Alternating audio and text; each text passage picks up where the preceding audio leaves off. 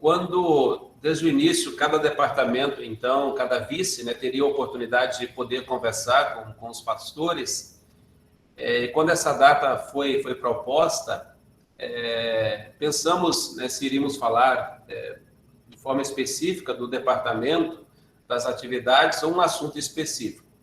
Como nós começamos no mês passado os fóruns de missão de forma online e no primeiro momento ouvindo as congregações subsidiadas pela IELB, tivemos o grande privilégio de poder ouvir 7 pastores falando, né, no final de julho. Esse mês de agosto também, no dia 26, nós teremos o segundo fórum de missão online, e uma boa participação, né? Muitos colegas participaram da última vez e já pediram, né, o próximo, porque a gente conhecer nossas congregações, as estratégias evangelísticas, os desafios que cada pastor enfrenta em suas congregações, e como, então, muitas coisas estão acontecendo nesses fóruns de missão, já convidamos vocês para participarem também conosco. Talvez muitos pensem, mais uma atividade online, né? Mas é a forma que nós temos hoje de poder oferecer de uma forma bem ampla, né, para todos os pastores de nossa igreja. É um momento que a gente pode realmente reservar para poder ouvir nossos colegas pastores e também as estratégias evangelísticas e os desafios que cada um enfrenta.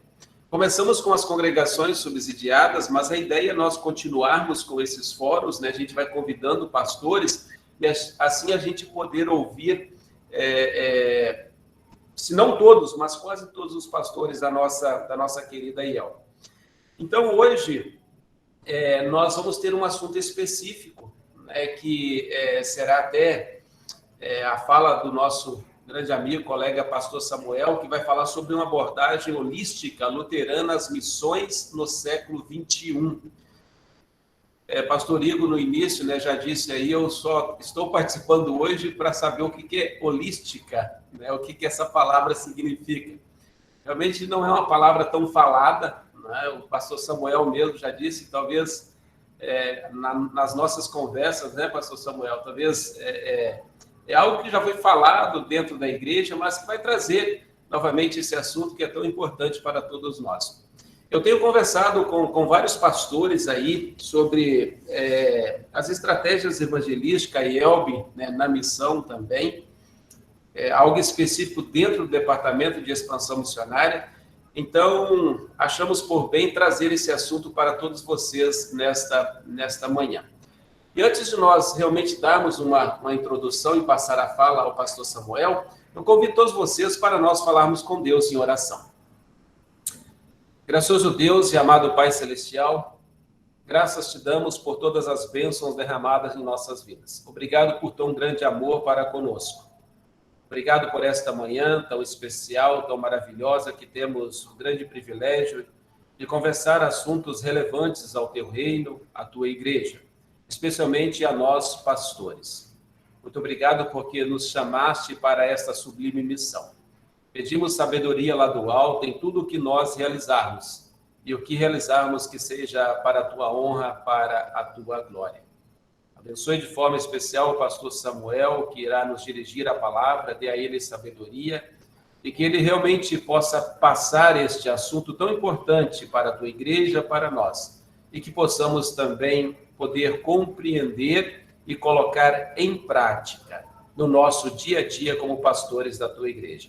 Por Jesus. Amém. Muito bem, apenas como introdução, conversando com o pastor Samuel, né, o que nós iremos ouvir hoje pelo pastor Samuel é algo que já se falava no passado, especialmente foi muito falado na década de 90, nos simpósios de missão urbana, no seminário, no Instituto Concórdia de São Paulo. A maneira de testemunhar o evangelho, né, pela ação social. Pois a ação social estava, né, ao lado do testemunhar o evangelho. Pregando o evangelho, e ao lado vinha a ação social. Isso, na verdade, não é novidade, isso sempre aconteceu dentro da igreja. Então, ele vem trazer essa visão holística, né? Essa visão holística da própria Escritura Sagrada na história da igreja. E que, na verdade, num determinado tempo, né, essa visão holística da Escritura, ela foi até ameaçada. Podemos destacar aí o gnosticismo, né, onde reduziu o ser humano numa separação, né, de corpo e alma, alma e corpo. Podemos ver a visão dualista gnóstica.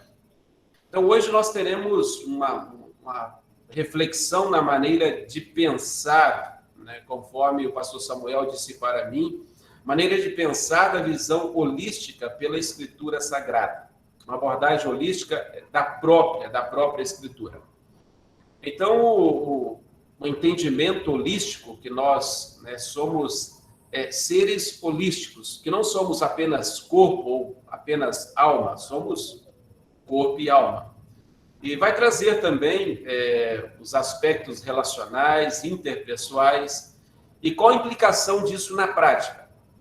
Qual a implicação prática nisso tudo? Isso ele quer trazer para nós nesta manhã. Será que essa correta compreensão nos ajuda também a planejar e avaliar melhor as ações da igreja, da nossa igreja? Vocês sabem que nós estamos aí no período de planejamento da IELB para os próximos 4 anos. Os próximos 4 anos. Aquela revistinha que sempre tem saído lá na convenção, mas, né, desde o início do ano a gente já vem trabalhando esse planejamento. Na minha área, dentro do Departamento de Expansão Missionária, na Diretoria Nacional, temos trabalhado isso também. Precisamos planejar e avaliar as ações da igreja. Como foi feito e como está sendo feito isso dentro da IELB? Essa questão do planejamento nas nossas congregações também, né? Como está sendo feito em nossas congregações. Porque não adianta planejar se lá na base, nas nossas congregações, esse planejamento não chega, não acontece, não é avaliado. Então, o pastor Samuel vai trazer algo nesse sentido para nós. Muito obrigado, pastor Samuel, pela prontidão, né, de nos falar nesta manhã, e com certeza tenho conversado muito contigo, pastor professor aí agora, pastor Joel do seminário, né, e esse assunto no qual ele tem tanto conhecimento, ele quer compartilhar para todos nós.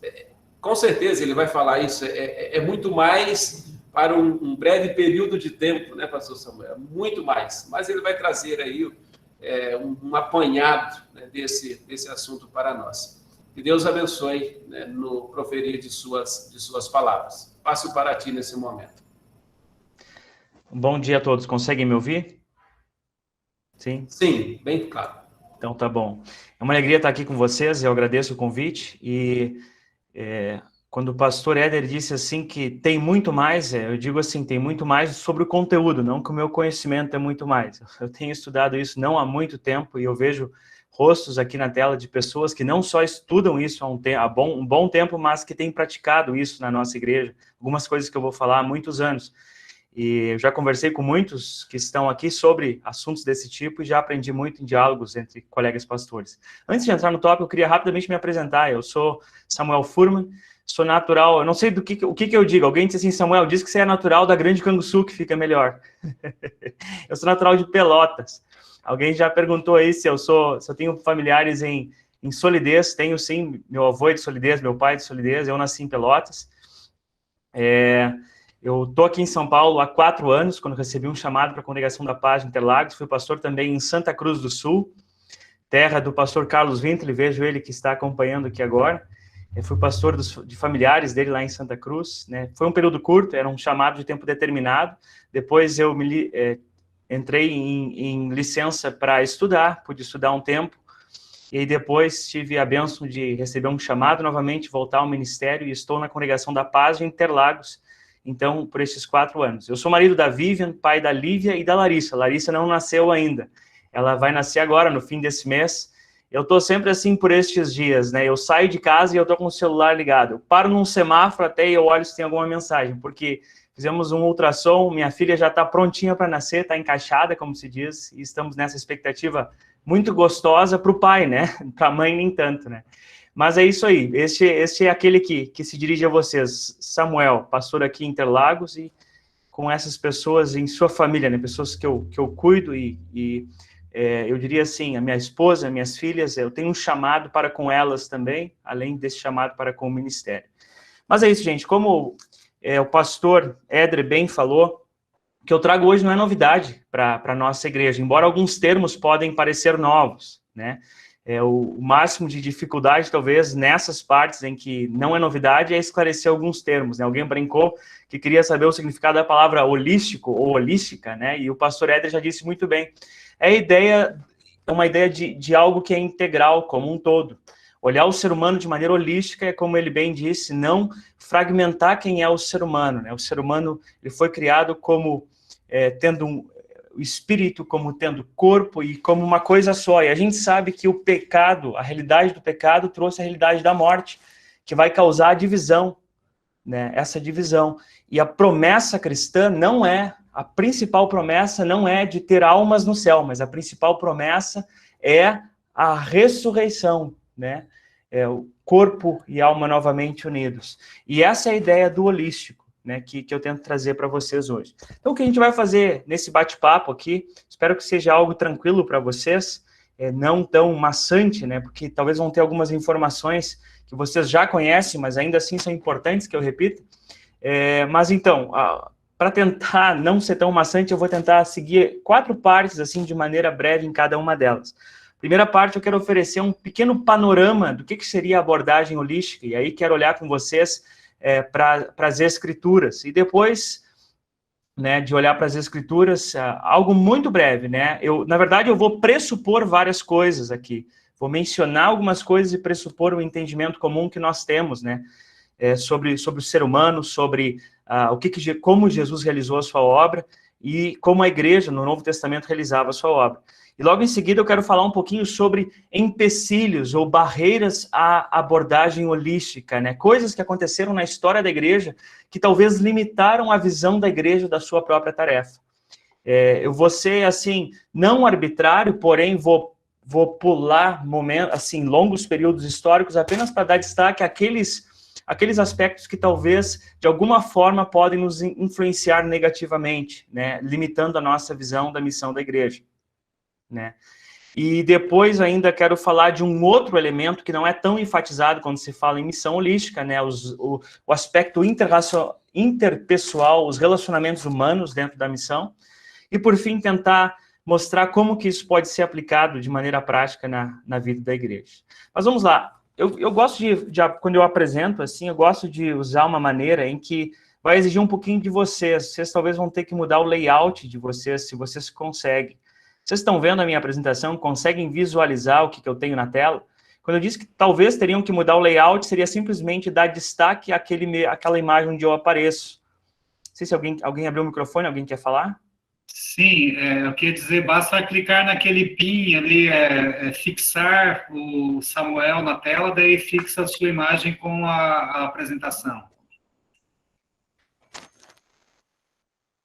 Então tá, eu vou dar início aqui. Então, se eventualmente dá alguma falha aqui, se vocês não estão vendo o que eu estou apresentando, de repente estou falando demais e não aparece nada, pode ter dado uma falha aqui. Eu participei de uma apresentação, se não me engano foi o professor Anselmo, ele falou bastante, ele achava que ele estava mostrando na tela o que ele estava dizendo e no fim não estava. Então, por favor, me avisem se isso eventualmente acontecer. Então, como eu já disse antes, né, essa é a abordagem. Quando eu coloco ali uma abordagem luterana, o ponto não é que luteranos desenvolveram isso aqui, mas o ponto é que luteranos têm uma teologia que os permite, né, que nos permite nós nos apropriarmos e até enriquecermos essas abordagens que surgem, né? E aí, claro que eu trago aqui lentes luteranas para a gente avaliar coisas que estão sendo ditas e podermos devidamente, então, também nos apropriar daquilo que cabe.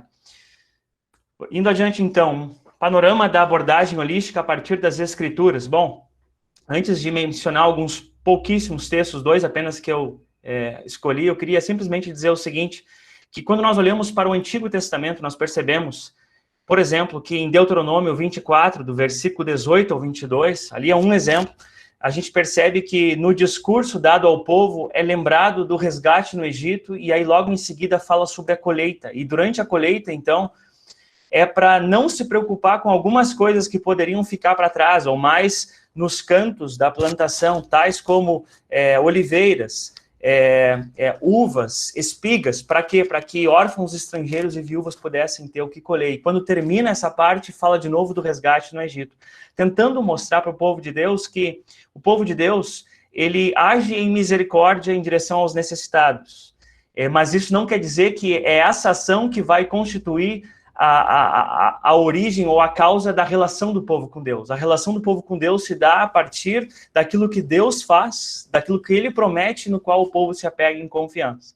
Então isso perpassa as páginas do Antigo Testamento, a gente vê vários momentos, profetas menores, a gente vê às vezes denúncias, né? Isso se usa hoje em dia para falar de uma voz profética da igreja, em que se denuncia coisas terríveis que aconteciam em relação às pessoas mais necessitadas, quando o culto se tornava meramente algo assim da boca para fora e na realidade não se vivia aquilo que se ensinava entre o povo de Deus. E aí a gente vê então essas denúncias, mostrando que o Deus que é preocupado com perdoar pecadores é o mesmo Deus que se preocupa em sustentar, em manter a sua criação.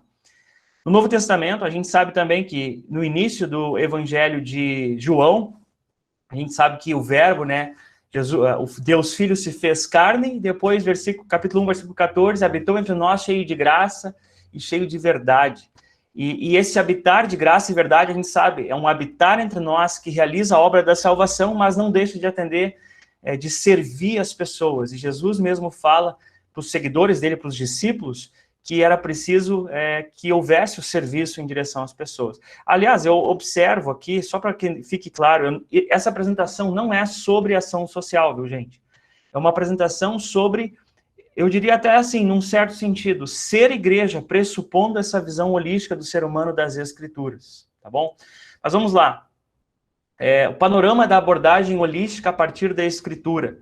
Eu tenho aqui aquele texto clássico que nós, luteranos, usamos, por exemplo, quando nós vamos falar sobre a importância de que o pastor não seja aquele que faz tudo dentro da igreja, mas que tenha a liderança e que a liderança faça aquilo que lhe cabe. Aliás, saiu um livro recentemente sobre diferentes congregações de acordo com o tamanho de cada congregação, e uma das dicas para saber em que congregação que você está é se você fecha a porta do templo e se você, pastor, abre a porta do templo. Isso pode indicar que você tem uma congregação menor, em que as pessoas ainda não entenderam que elas podem fazer várias coisas que o pastor, e o pastor pode focar naquilo que é o mais importante, né? Então, assim, mas menciono esse exemplo simplesmente para dizer que essas coisas são do dia a dia da igreja, e a gente vê já em Atos, capítulo 6, que era importante que aqueles que foram chamados para pregar a palavra, pregassem a palavra, né? Eu lembro a vocês, Atos, capítulo 6, o texto é esse aqui, ó, apareceu ali embaixo, menor, Atos 6, aqui está do 2 ao 4, mas a gente percebe que já a partir do capítulo 1, aliás, do versículo 1, tem um problema ali envolvido. As viúvas, né, de cultura helenista e as viúvas de cultura judaica recebiam mantimentos, né, daria para dizer assim, vamos contextualizar, como se fossem cestas básicas. E aí houve uma reclamação de que as helenistas não estavam recebendo devidamente tanto quanto as de origem judaica. E aí, então, diante desse problema, vem esse texto aqui, não é correto que nós abandonemos a palavra de Deus para servir as mesas. Por isso, irmãos, escolham entre vocês 7 homens de boa reputação, cheios do espírito de sabedoria, para os encarregarmos desse serviço. Quanto a nós, nos consagraremos à oração e ao ministério da palavra. Então, percebam o seguinte, que aquilo que é a tarefa distinta da igreja, aquilo que é essencial não podia parar, mas isso não levou a alguém dizer o seguinte, assim, já que a distribuição de alimentos está atrapalhando, está causando problema, vamos parar com isso aí, vamos focar somente na pregação da palavra. Não, se organizou um grupo que pôde cuidar dessa parte, do cuidar das mesas, né, desse tipo de serviço, de diaconia, como se chamou depois também. Indo adiante agora, eu gostaria de mencionar um texto do apóstolo Paulo, em que nós vemos mais assim, ó, vamos tentar recapitular. Nos evangelhos nós temos a história da salvação acontecendo, né? Claro que a história já na pessoa do Filho, não a história toda que envolve a promessa para o povo e tudo mais, mas a pessoa do Filho realizando a obra de salvar o mundo. Em Atos dos Apóstolos, nós vimos há pouco, e vemos em todo o livro de Atos, a maneira da igreja agir que fluía do evangelho. Ela não deixava de focar, de enfatizar o que é essencial, que é a necessidade da reconciliação com o Criador, né, através do perdão dos pecados, mas também não deixava de lado esse aspecto do serviço de amor aos necessitados. E agora Paulo daria para dizer assim, ele teologiza num certo sentido, ele oferece uma teologia que nos permite, e que também foi importante para missiólogos, mais tarde, falarem de uma abordagem holística. Então vejam o seguinte, gente, logo em seguida isso vai ficar evidente. Esse jeito de ser igreja, de não departamentalizar ou comportamentalizar, né, dividir o ser humano, desintegralizar o ser humano, essa maneira holística, isso está nas Escrituras. O povo do Antigo Testamento é bastante holístico, muita ênfase, ou melhor dizendo, o pessoal de origem judaica, né? E depois foi preciso articular isso que está nas Escrituras, e aí surgem termos para articular isso, tal como missão holística. Tem outros termos que já foram sugeridos, eu vou falar para vocês. Então olha só o que Paulo fala. Porque Deus achou por bem que nele residisse toda a plenitude, e que, havendo feito a paz pelo sangue da sua cruz, por meio dele reconciliasse consigo mesmo todas as coisas, quer sobre a terra, quer nos céus. Olha, por que isso aqui é importante? Como que esse texto, num certo sentido, teologiza o que foi dito antes, lendo o outro texto? Ora, num certo sentido, o fato de que a preocupação de Deus e a obra de Cristo não é limitada apenas a focar e resgatar almas para o céu, mas envolve todas as coisas, sabendo que o pecado impacta todas as coisas, toda a criação. A obra de Cristo também tem uma dimensão cósmica que envolve todas as coisas.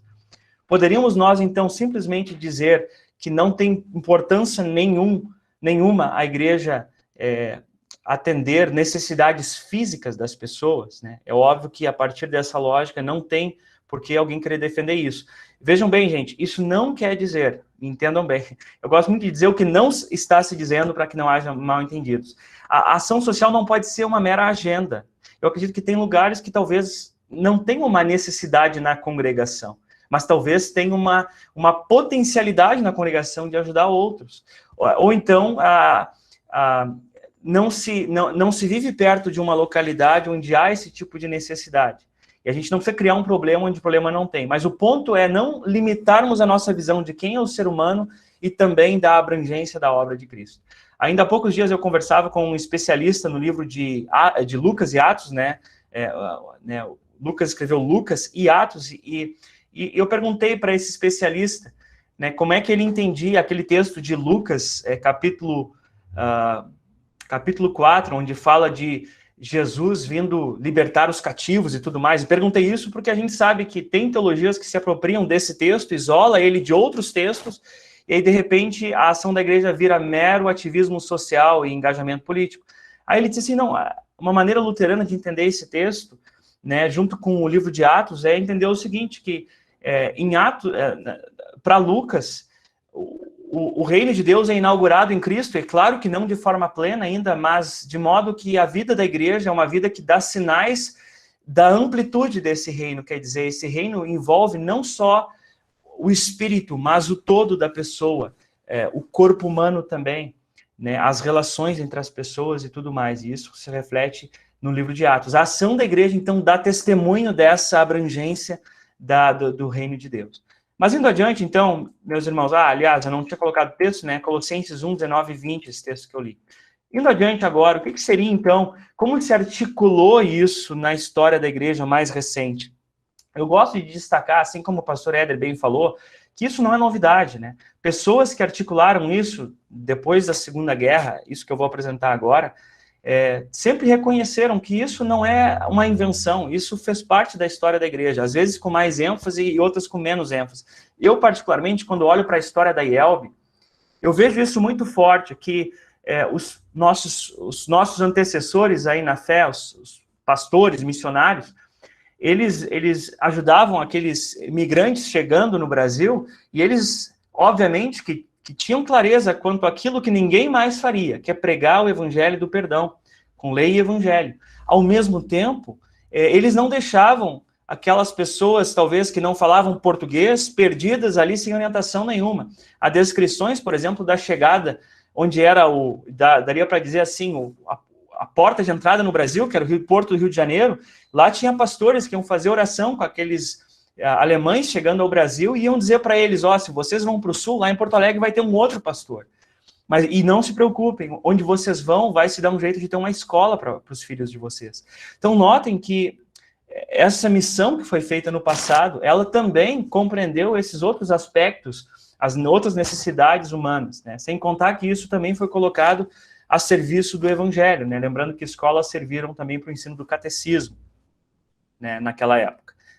Hoje, nós, né, a partir dos anos 60, 70, né, se não me foge a memória, quando escolas paroquiais perdem um pouquinho o seu lugar, aí entra os projetos com as crianças, né, escola bíblica e tudo mais. Mas isso aí deve ter outros que já estudaram bem mais do que eu, essa parte não vou entrar nisso. Indo adiante, então, o que se chamou de missão holística? Isso aqui que vocês estão vendo agora, né? Você tem é preciso dizer o seguinte, gente, que o evangelho, ele compreende o todo. Ele não é limitado a uma única coisa. Mas aqui, para esse propósito, eu vou chamar assim, a proclamação do evangelho no sentido de lei e evangelho para o anúncio do perdão, para a reconciliação com o Criador. E isso é acompanhado de serviço de amor aos necessitados. E aí, nesse ponto de convergência que vocês veem no meio, aí numa cor rosa, se não me engano, ali ocorre a missão holística, né? Daria para dizer assim, deixa eu ver se eu consigo fazer uma coisinha aqui. Vocês conseguem ver uma luzinha na tela de vocês? Então, eu volto a enfatizar isso aqui, né? E quem ajuda nesse sentido é um autor que eu vou listar no final, né? Professor Charles Aaron, de St. Louis. Ele fala das marcas distintas da igreja e das marcas comuns da igreja. E o que ele quer dizer com as marcas comuns é que a igreja também precisa fazer coisas, mas que não são distintas, tal como as obras, o serviço de amor ao próximo. Isso outras organizações também fazem. Mas quando falta isso na igreja, alguém pode achar falha na proclamação do evangelho, num certo sentido. Mas a tarefa distinta da igreja, sem dúvida, está aqui. Se a igreja não faz isso, nenhum outro vai fazer. E isso é importante ficar claro. Indo adiante, o panorama da abordagem holística a partir das confissões. O que quer dizer isso aqui? Lá, obviamente, vocês não vão achar isso, né? Abordagem holística. Seria um anacronismo esperar coisas com muita, assim, clareza e precisão que simplesmente desse suporte a isso que eu estou dizendo agora. Mas é importante a gente entender como que luteranos que estudam isso se apropriaram, ou melhor dizendo, refletiram sobre isso, que é importante nas missões à luz das confissões. Aí nós temos o seguinte, quero lembrar para vocês o seguinte. Eu vou até tirar um pouquinho a minha imagem para explicar assim. Quando nós olhamos para o livro de Concórdia, nós sabemos que o primeiro documento, depois dos credos ecumênicos, é a Confissão de Augsburgo. E qual que é o começo dela? Qual que é a estrutura dela? E a estrutura é bastante importante, né? Nós temos primeiro artigo, Deus. Segundo artigo, ser humano. E aí fica claro, a partir da descrição do ser humano, que enfatiza o pecado original, fica claro que Deus e o ser humano não vivem mais em harmonia, em comunhão. É preciso uma reconciliação. Consequentemente, qual que é o terceiro artigo? O terceiro artigo, Jesus Cristo, que é Deus e que é homem. 100% Deus e 100% homem. E ele que vai estabelecer agora essa reconciliação entre Criador e criaturas humanas. Aliás, entre Criador e criação, melhor dizendo. Aí assim, ainda está falando desse aspecto mais objetivo, geral, né, a obra de Cristo. Mas aí tem o quarto artigo, que é o da justificação pela fé, que tem a ver o aspecto mais subjetivo, da minha receptividade, como é que eu recebo os benefícios da obra de Cristo. E depois do artigo 4º, aí vem o artigo 5º, que é o da pregação, né? Para conseguirmos essa fé, instituiu Deus o ofício da pregação. E aí depois da vírgula vem uma descrição desse ofício, que envolve a pregação do evangelho e os sacramentos. Então, aqui tem um aspecto dessa abordagem holística, muito claro nas confissões. Eu temo que às vezes se pare aqui a leitura, né? Se pare aqui a leitura, no artigo 5. Mas vejam o 6, o que diz? O 6 já é da nova obediência. Ensina-se ainda que essa fé deve produzir boas obras e que, por amor a Deus, se deve praticar toda sorte de boas obras por ele ordenadas, não se devendo, porém, confiar nessas obras. E aqui é importante, até porque no contexto da época, obras eram meios da pessoa se salvar, se justificar diante de Deus, né? Obras de autojustiça. Então, nas nossas confissões tem com muita clareza que quem precisa das nossas obras não é Deus, mas é o próximo que necessita delas. E por amor ao próximo, agora eu ajo em direção ao próximo. Isso também é articulado de outras maneiras, né? Lutero tem um sermão de 1518, já os 2 tipos de justiça aparece lá. E depois, né, mais adiante isso se repete, 1535, no comentário aos Gálatas, ele chega a dizer que a nossa teologia pode ser resumida nisso: relação com Deus de forma passiva e relação com o próximo de forma ativa. E isso fica bem evidente já aqui nesses primeiros artigos da Confissão de Augsburgo. E eu gosto muito de ler dessa maneira o nosso entendimento das nossas confissões, porque uma das coisas que é importante para luteranos na missão é a unidade de doutrina. Ora, por que isso? Porque luteranos, entendem que todos os artigos são importantes e usam até uma metáfora para falar dessa relação das diferentes artigos de fé. E quando eu falar artigo, gente, entenda-se, artigo de fé, quer dizer, declarações que afirmam coisas nas quais nós cremos.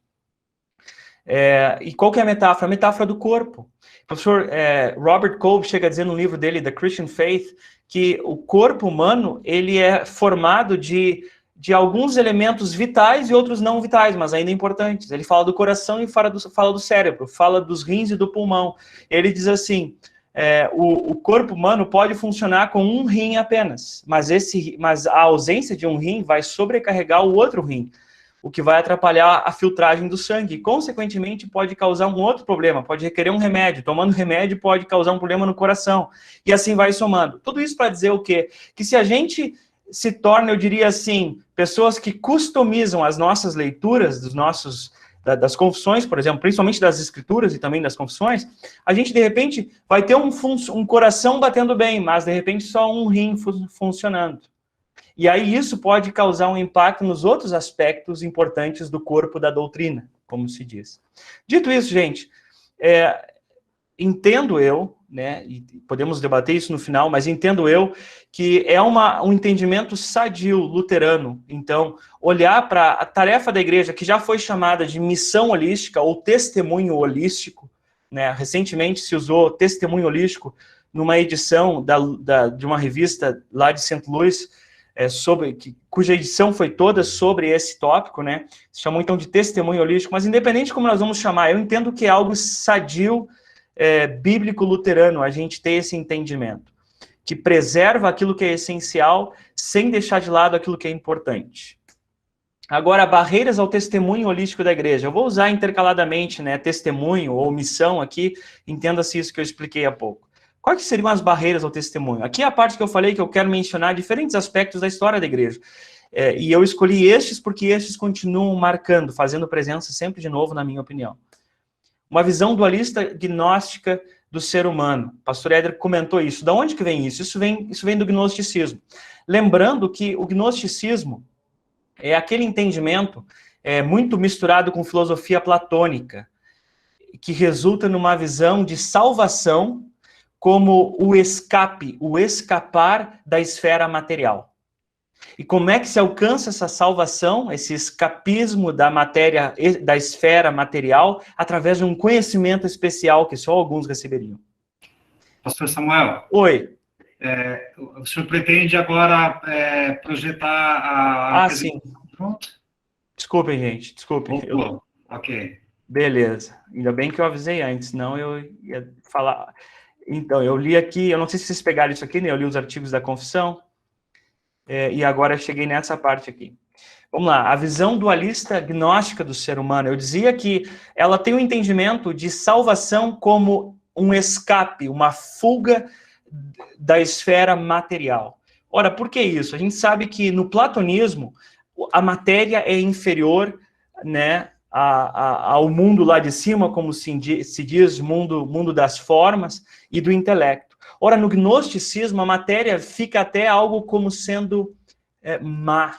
A matéria é má no gnosticismo. Consequentemente, você tem, quando isso se mistura com a fé cristã, você tem uma perda do entendimento de criação, cristã. Quando eu falo entendimento de criação, ou teologia da criação, eu não estou dizendo apenas da narrativa da criação lá de Gênesis, eu estou falando do entendimento do que é ser uma criatura humana. Uma criatura humana que se relaciona com pessoas ao redor. Uma criatura humana que se relaciona com as coisas da criação. Eu lembro que Adão foi colocado num jardim para sujar as mãos na terra, e esse sujar as mãos na terra trabalhando era algo do paraíso, e não da queda em pecado. Então percebam que o gnosticismo quebra com isso tudo, tanto é que se apropria de uma narrativa não bíblica de criação para falar que o mundo foi criado não por um Deus, o verdadeiro Deus das Escrituras, mas por um semideus, que tem qualidades más e por isso criou a matéria. Essa não é a visão bíblica e não é a visão da igreja.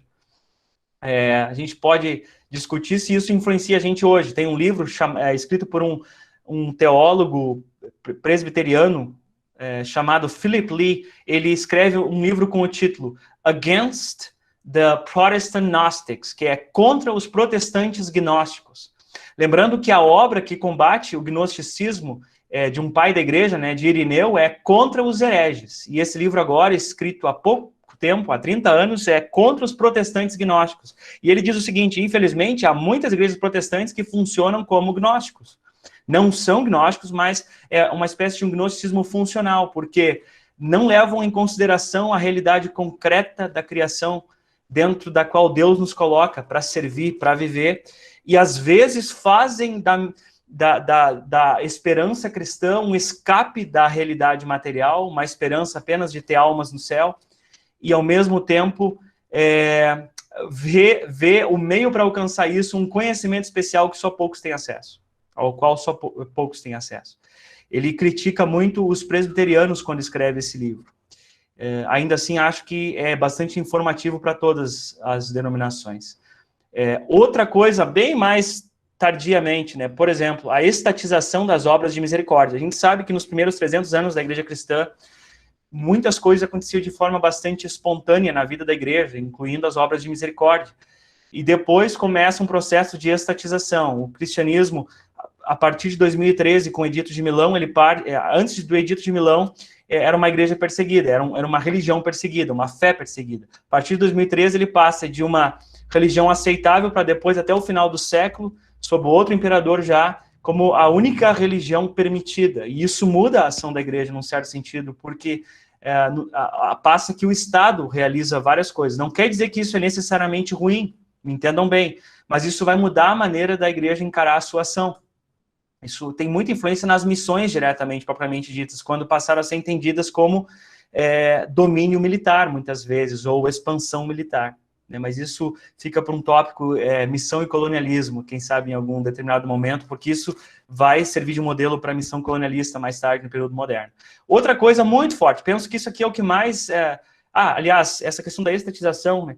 Há muitos que dizem que isso aconteceu também depois de Lutero, né? Lutero, quando precisa conversar com as lideranças locais sobre como administrar o patrimônio da igreja, que agora fora herdado do catolicismo, quando regiões todas se tornaram protestantes, o que fazer com o mosteiro, o que fazer com aqueles espaços todos? Bom, Lutero sugeriu uma das coisas, a criação de um estatuto para um caixa comunitário, né, onde aquilo iria de alguma forma ser rentabilizado, outras coisas usadas para a educação das crianças e tudo mais, e isso administrado pela congregação com líderes locais das cidades, porque eles eram todos cristãos.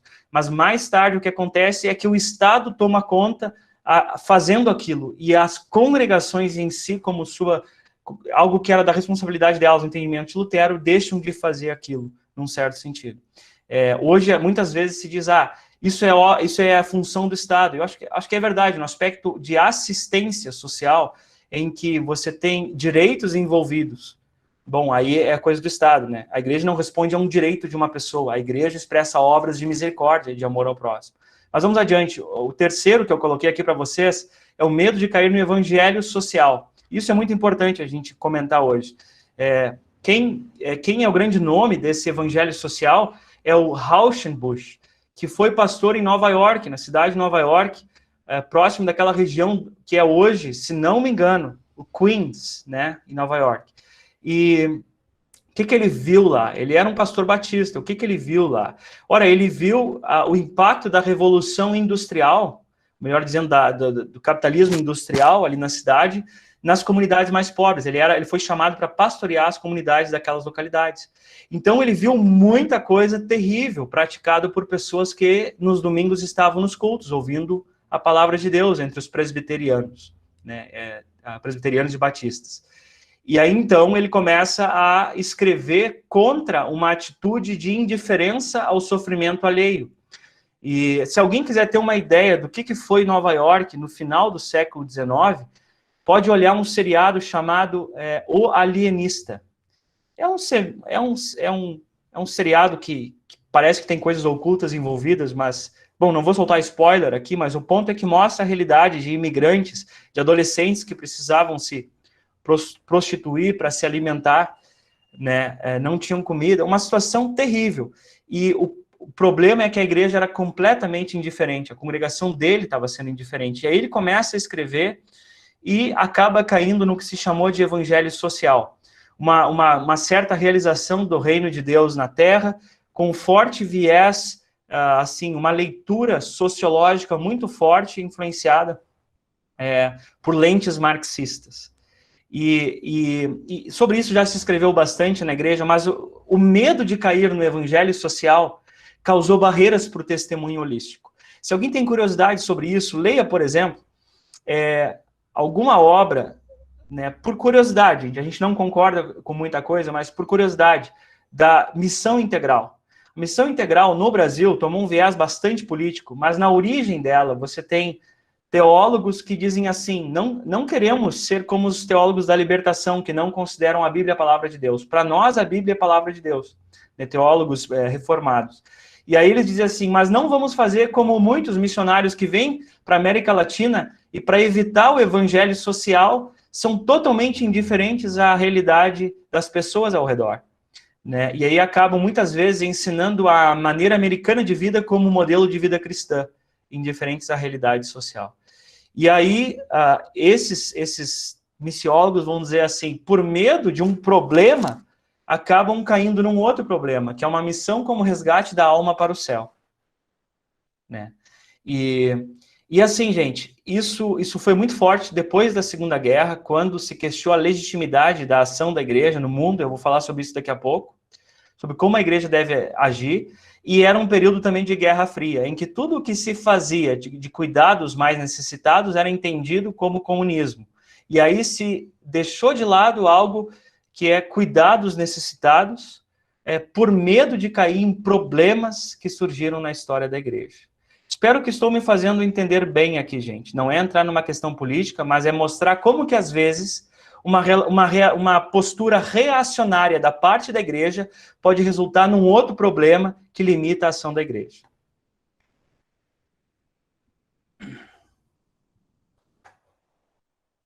Agora, assim, como reação, olha, vejam bem, eu estou falando de reação, e reação, para mim, na minha visão, é problemático, né? Por exemplo, como pastor, às vezes acontece coisas aqui na igreja e eu respondo. Aí eu, às vezes, me paro e pergunto, eu estou agindo pastoralmente, devidamente, ou eu estou meramente reagindo a alguma coisa? E, às vezes, a reação é meio sem pensar. A reação é só algo que nem sempre se mede as consequências. E uma reação à visão dualista gnóstica causou também um problema no testemunho. Outra coisa que causou, do outro lado agora, eu já vou chegar lá, qual que é o problema que causa agora? O primeiro é aquela super espiritualização que nega a realidade física e concreta do ser humano. Agora, questionamento da legitimidade da igreja. O que é isso? Depois da Segunda Guerra Mundial, se questionou bastante as missões internacionais, né? Eu vejo que o pastor Winter está aqui, se quiser comentar alguma coisa, fique à vontade depois, né? A gente sabe que missões internacionais até hoje, às vezes, sofrem algumas consequências, porque parecem que elas têm que mostrar o seu valor fazendo outra coisa que não pregar o evangelho, para mostrar o seu valor num novo país que chega, né? E por que disso? Tem uma série de coisas, uma série de fatores que levaram a isso. Uma das razões é o fato de que se questionou o seguinte, se numa nação ocidental cristã aconteceu a realidade do nazismo, a partir, né?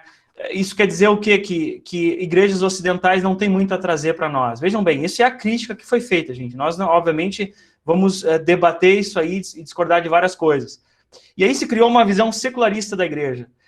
quando se fala em secularismo, tem várias coisas que dá para falar aqui, em termos de secularismo e missão, mas aqui, para esse propósito, vale simplesmente dizer que o que seria a visão secularista da igreja? É o seguinte, tentando afirmar a legitimidade da igreja, passou a se dizer que a igreja tem valor se ela faz ação social e cuida dos pobres. Somente isso. Notem que aí, nesse caso, a missão da igreja, ou o testemunho, vira ação social ou obra humanitária. E é aí que estaria o valor da igreja apenas. Notem que agora a gente caiu no outro extremo. E isso, eu penso que é uma forte realidade aqui no Brasil, principalmente entre igrejas que misturam com visões políticas. Eu acho que igrejas estão misturadas hoje, tanto com visões de esquerda e de direita, hoje em dia. Mas o ponto é que, nessa pegada que eu estou dizendo, opondo a visão dualista gnóstica e questionando e respondendo à falta de legitimidade que alguns pensavam que era um problema na igreja, se afirmou a missão apenas nesses termos. E aí nós temos esse problema aqui. A missão da igreja, ou o testemunho da igreja, ele vai ser apenas a salvação da alma ou um mero ativismo social? E aí a gente sabe.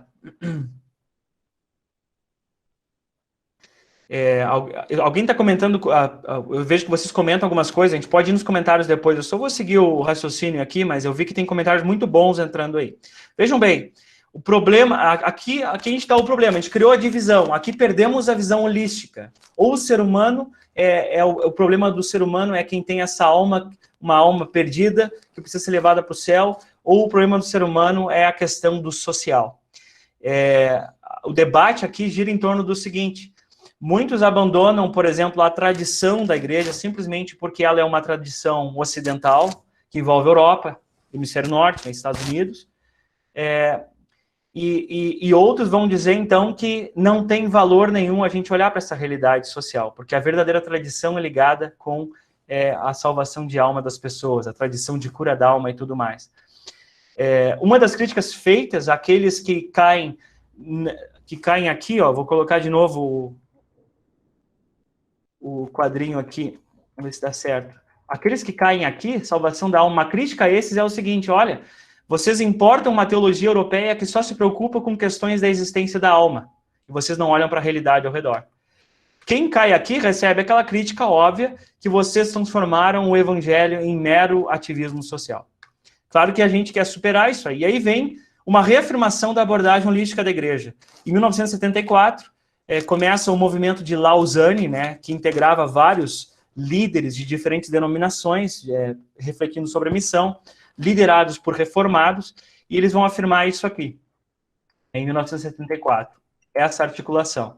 E aí, claro, pessoas do hemisfério norte iam dar mais ênfase à proclamação do evangelho, pessoas da América Latina, por exemplo, iam dar mais ênfase aos aspectos contextuais, e aí seguia o debate. Mas tentou se manter de maneira sadia. Eu penso que no Brasil, às vezes, se caiu mais para o lado de ativismo social, e muitas vezes. Li recentemente um texto de um dos fundadores dessa abordagem na América Latina. Ele disse que o que faltava era uma teologia bidimensional. Havia se caído numa teologia unidimensional, que focava só na relação vertical ou só na relação horizontal. E aí eu pensei, quando li isso, nós luteranos podemos enriquecer esse debate, se quisermos, porque tem muito que Lutero diz aqui. Alguém escreveu alguma coisa sobre algo tridimensional e eu quero ler depois, fiquei curioso. Mas vamos adiante. O que é mais recente agora? A coisa mais recente é adicionar a esses dois elementos o aspecto dos relacionamentos interpessoais. Ora, por que surgiu isso? E por que eu digo que é mais recente? Aqueles que... Alguém quer falar? Acho que foi sem querer. Mas vamos lá. Por que foi mais recente? É mais ou menos assim, aqueles que leem documentos, artigos sobre missões internacionais, já devem ter percebido que hoje se fala muito no lugar, na importância do, em inglês se chama Global South, né, o cristianismo do hemisfério sul, que está oferecendo uma voz que contribui muito para igrejas do hemisfério norte. Né, a gente sabe de discussões que existem por causa de um certo liberalismo teológico que foge das escrituras, quer dizer, que se distancia da escritura, e vozes da África, por exemplo, e da América Latina têm dito, vocês do hemisfério norte estão caindo no liberalismo, vamos voltar às escrituras. Quer dizer, um diálogo muito saudável. E uma das coisas que acontece, então, depois da Segunda Guerra, é que, então, começa a se tornar... A missiologia, ela se torna bastante sensível aos contextos. E aí se dá voz àquilo que os locais, as pessoas dos locais que recebiam os missionários do hemisfério norte passam a dizer. Estudos promovidos na África, na América Latina, começam a ganhar valor. E uma das coisas que passam a enfatizar é o seguinte, vocês do mundo ocidental, isso é uma voz do hemisfério sul, vocês do mundo ocidental, que vem do norte, né, vocês trazem uma visão muito individualista da fé. É tudo sobre uma relação pessoal do indivíduo com Deus. Nós temos uma cultura mais relacional, em que os relacionamentos de família são importantes. E aí estes, então, articulando teologia, fazendo seus estudos, no hemisfério norte, porém, com uma perspectiva do hemisfério sul, dizem assim, a gente sabe que Josué falou no capítulo 24 do livro de Josué, que eu e minha casa serviremos a Deus, o Senhor. Tem batismos acontecendo em Atos dos Apóstolos que a família inteira é batizada. Por que vocês veem? E claro que isso é uma pegada mais batista, viu, gente? Uma pegada mais arminiana, isso. Mas a crítica ainda é válida para a gente entender isso. Vocês vêm aqui e querem que cada indivíduo da família aceite Jesus e faça um compromisso com Jesus. Isso não é nem possível numa cultura como a nossa, em que o patriarca responde pela família. Então percebam que aí, então, começa a se falar disso aqui. Qual que é a importância disso aqui? Vou dar um exemplo para vocês. Tem um documentário chamado A Criança da Paz, The Peace Child, que se refere à história de um missionário canadense que foi com a sua esposa e seu filho no colo para uma ilha asiática pregar o evangelho. E ele foi lá com essa visão de que missão, então, é proclamar o evangelho e cuidar das necessidades das pessoas. E ele pregava o evangelho e levava vacinas, remédios e tudo mais. E as pessoas queriam ele lá porque ele trazia esses remédios, as vacinas e tudo mais. Mas ele não conseguia fazer as pessoas pararem, as tribos que ele atendia, pararem de se guerrear, de se matar. E aí o que acontece então? Chega um dado momento, ele chega a pregar o evangelho, ele consegue falar a língua das pessoas, só que quando ele conta a narrativa do evangelho, ela esbarra num empecilho. Para aquelas culturas, a arte de enganar mas o engano era algo exaltado. E aí Judas era aquele que ganhava os créditos da história. Judas enganou Jesus e Judas, então, era comemorado como aquele que era o herói da narrativa. Isso porque naquela cultura, se eu conseguisse enganar alguém outro, eu era o cara. É muito parecido com o jeitinho brasileiro, né? Em que o brasileiro se exalta às vezes se dando bem em cima do outro. Mas vamos lá. O que ele percebe, então? A título de exemplo da importância dos relacionamentos interpessoais. Ele percebe que, sem entender como as pessoas se relacionam, como elas alcançam a relação de confiança e como elas estabelecem a harmonia e a reconciliação, ele não ia conseguir pregar o evangelho. Bom, o tempo passa e ele percebe que uma maneira de estabelecer a paz entre as tribos é se uma criança da tribo que está propondo a paz, ela fosse entregue e essa criança entregue viveria com a outra tribo. Bom, essa criança naquela cultura era chamada de criança da paz. E ele passa a pregar o evangelho como que Cristo sendo a criança da paz, porque ele estabelece a paz com o Criador, relação com o Criador e relação com o nosso semelhante.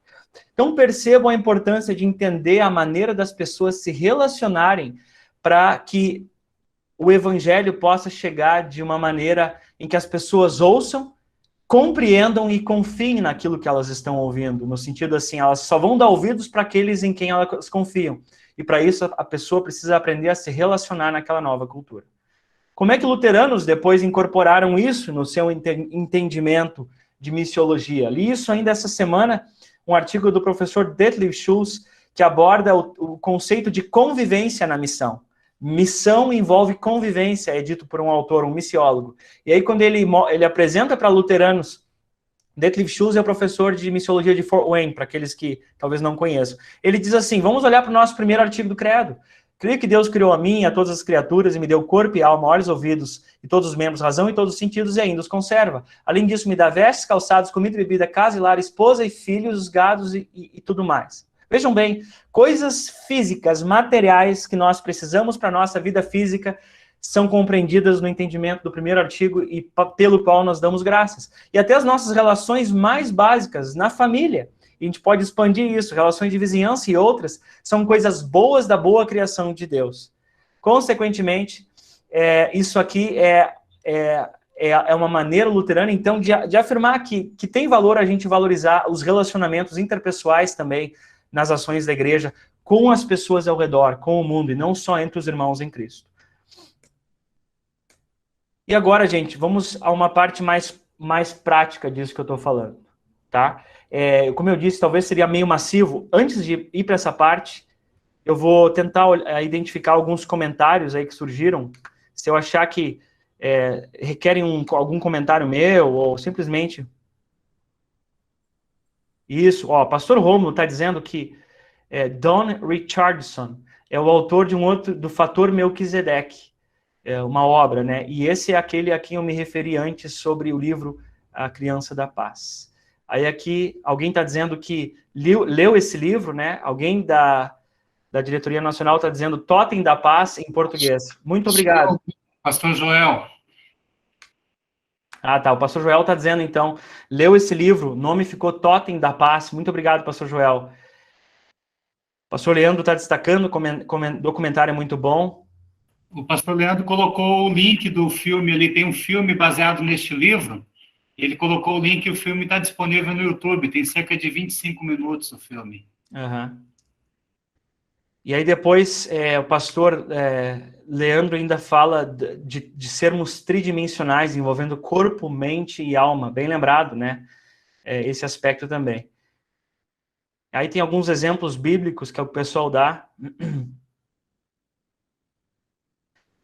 E aí alguém concordando talvez com a parte que eu falei, que às vezes por medo de sermos acusados de um sindicalista, alguém colocou, nós deixamos de fazer algo que talvez talvez deixamos de fazer algo que com certeza é parte do trabalho da igreja. Mas vamos lá, não vou conseguir ler todos, mas vamos adiante. Indo adiante, gente, eu vou simplesmente colocar maneiras de como isso ganha forma concreta na vida da igreja. Quando eu cheguei a Interlagos, isso aqui eu não falei antes, mas deixei para falar agora.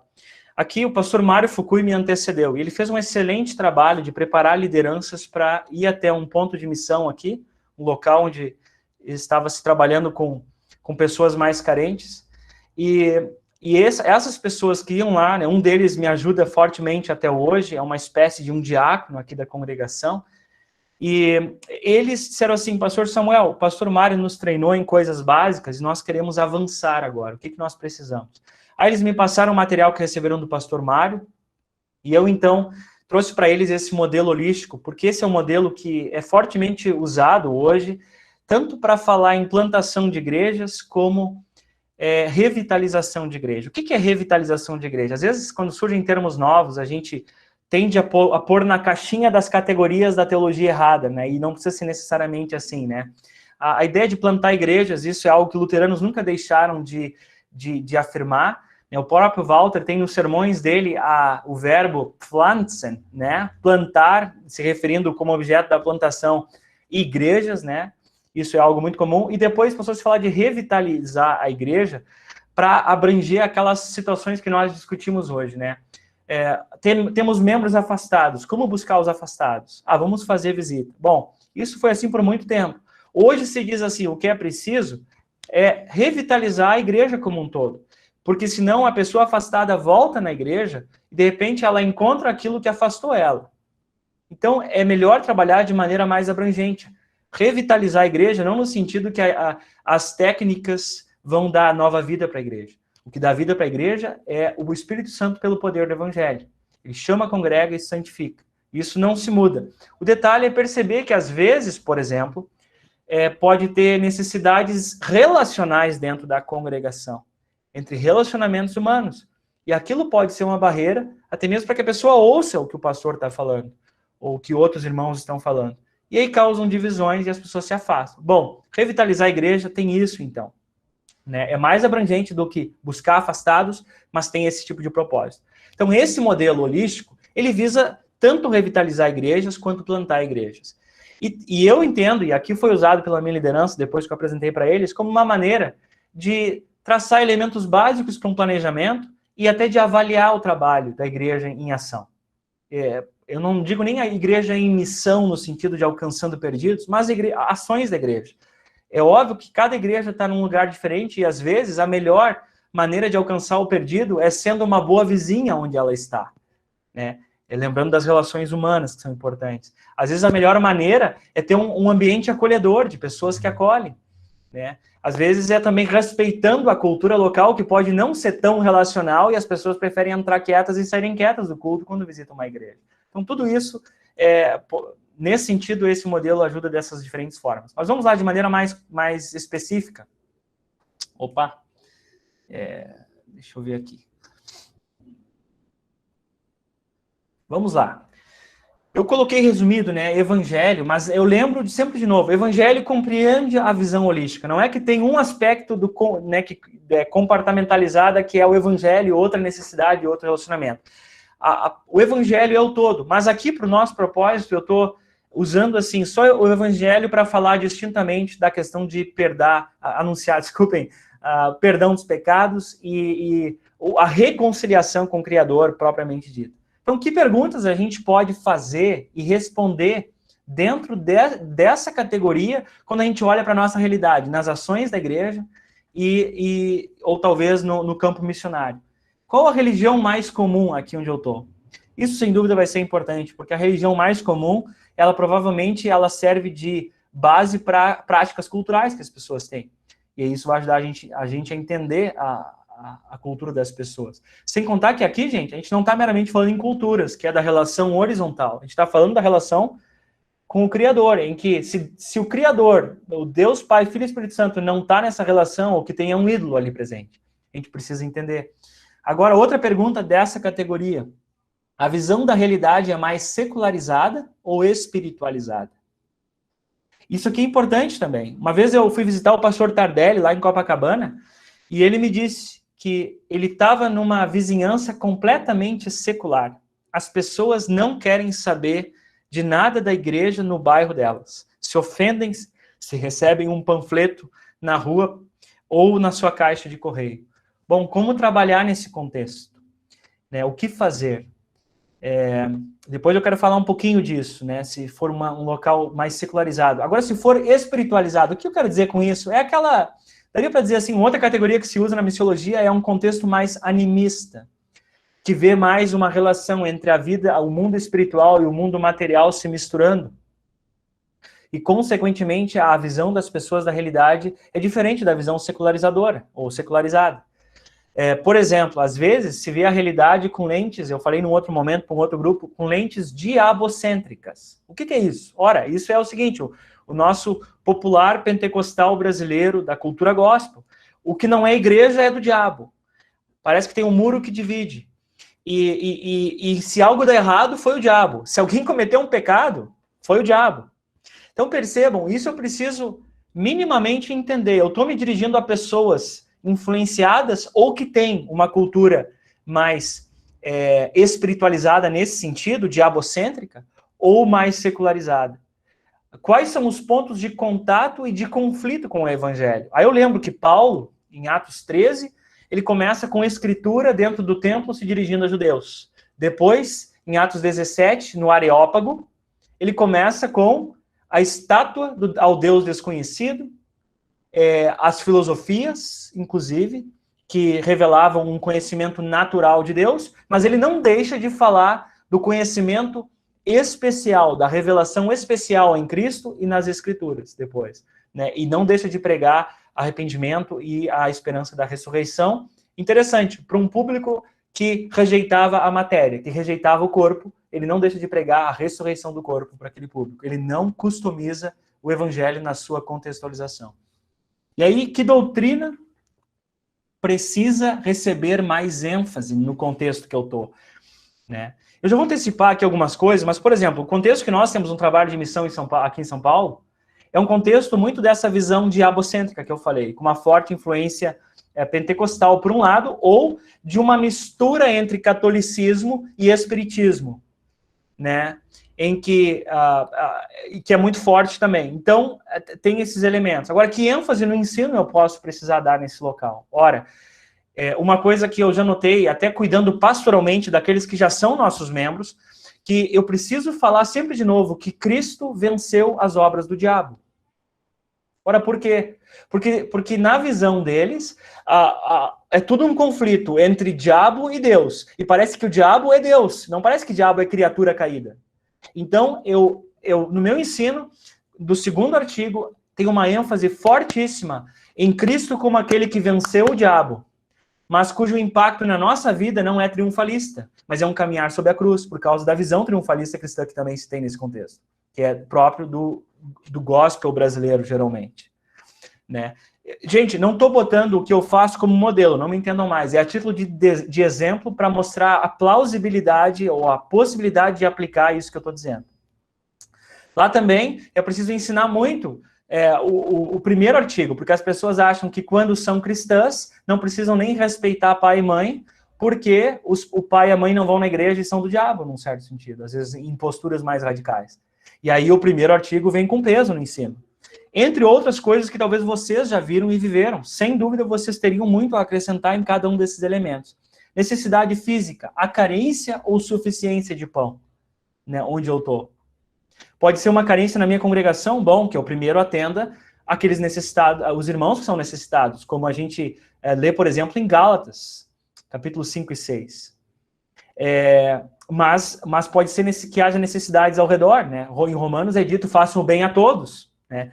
Mudando um pouquinho aquele conceito, aquela cultura da benfeitoria que havia entre os romanos, em que uma pessoa rica ajudava um grupo e esse grupo se tornava comprometida com essa pessoa rica, num certo sentido. O que serviu de base para as colônias ibéricas a criar o sistema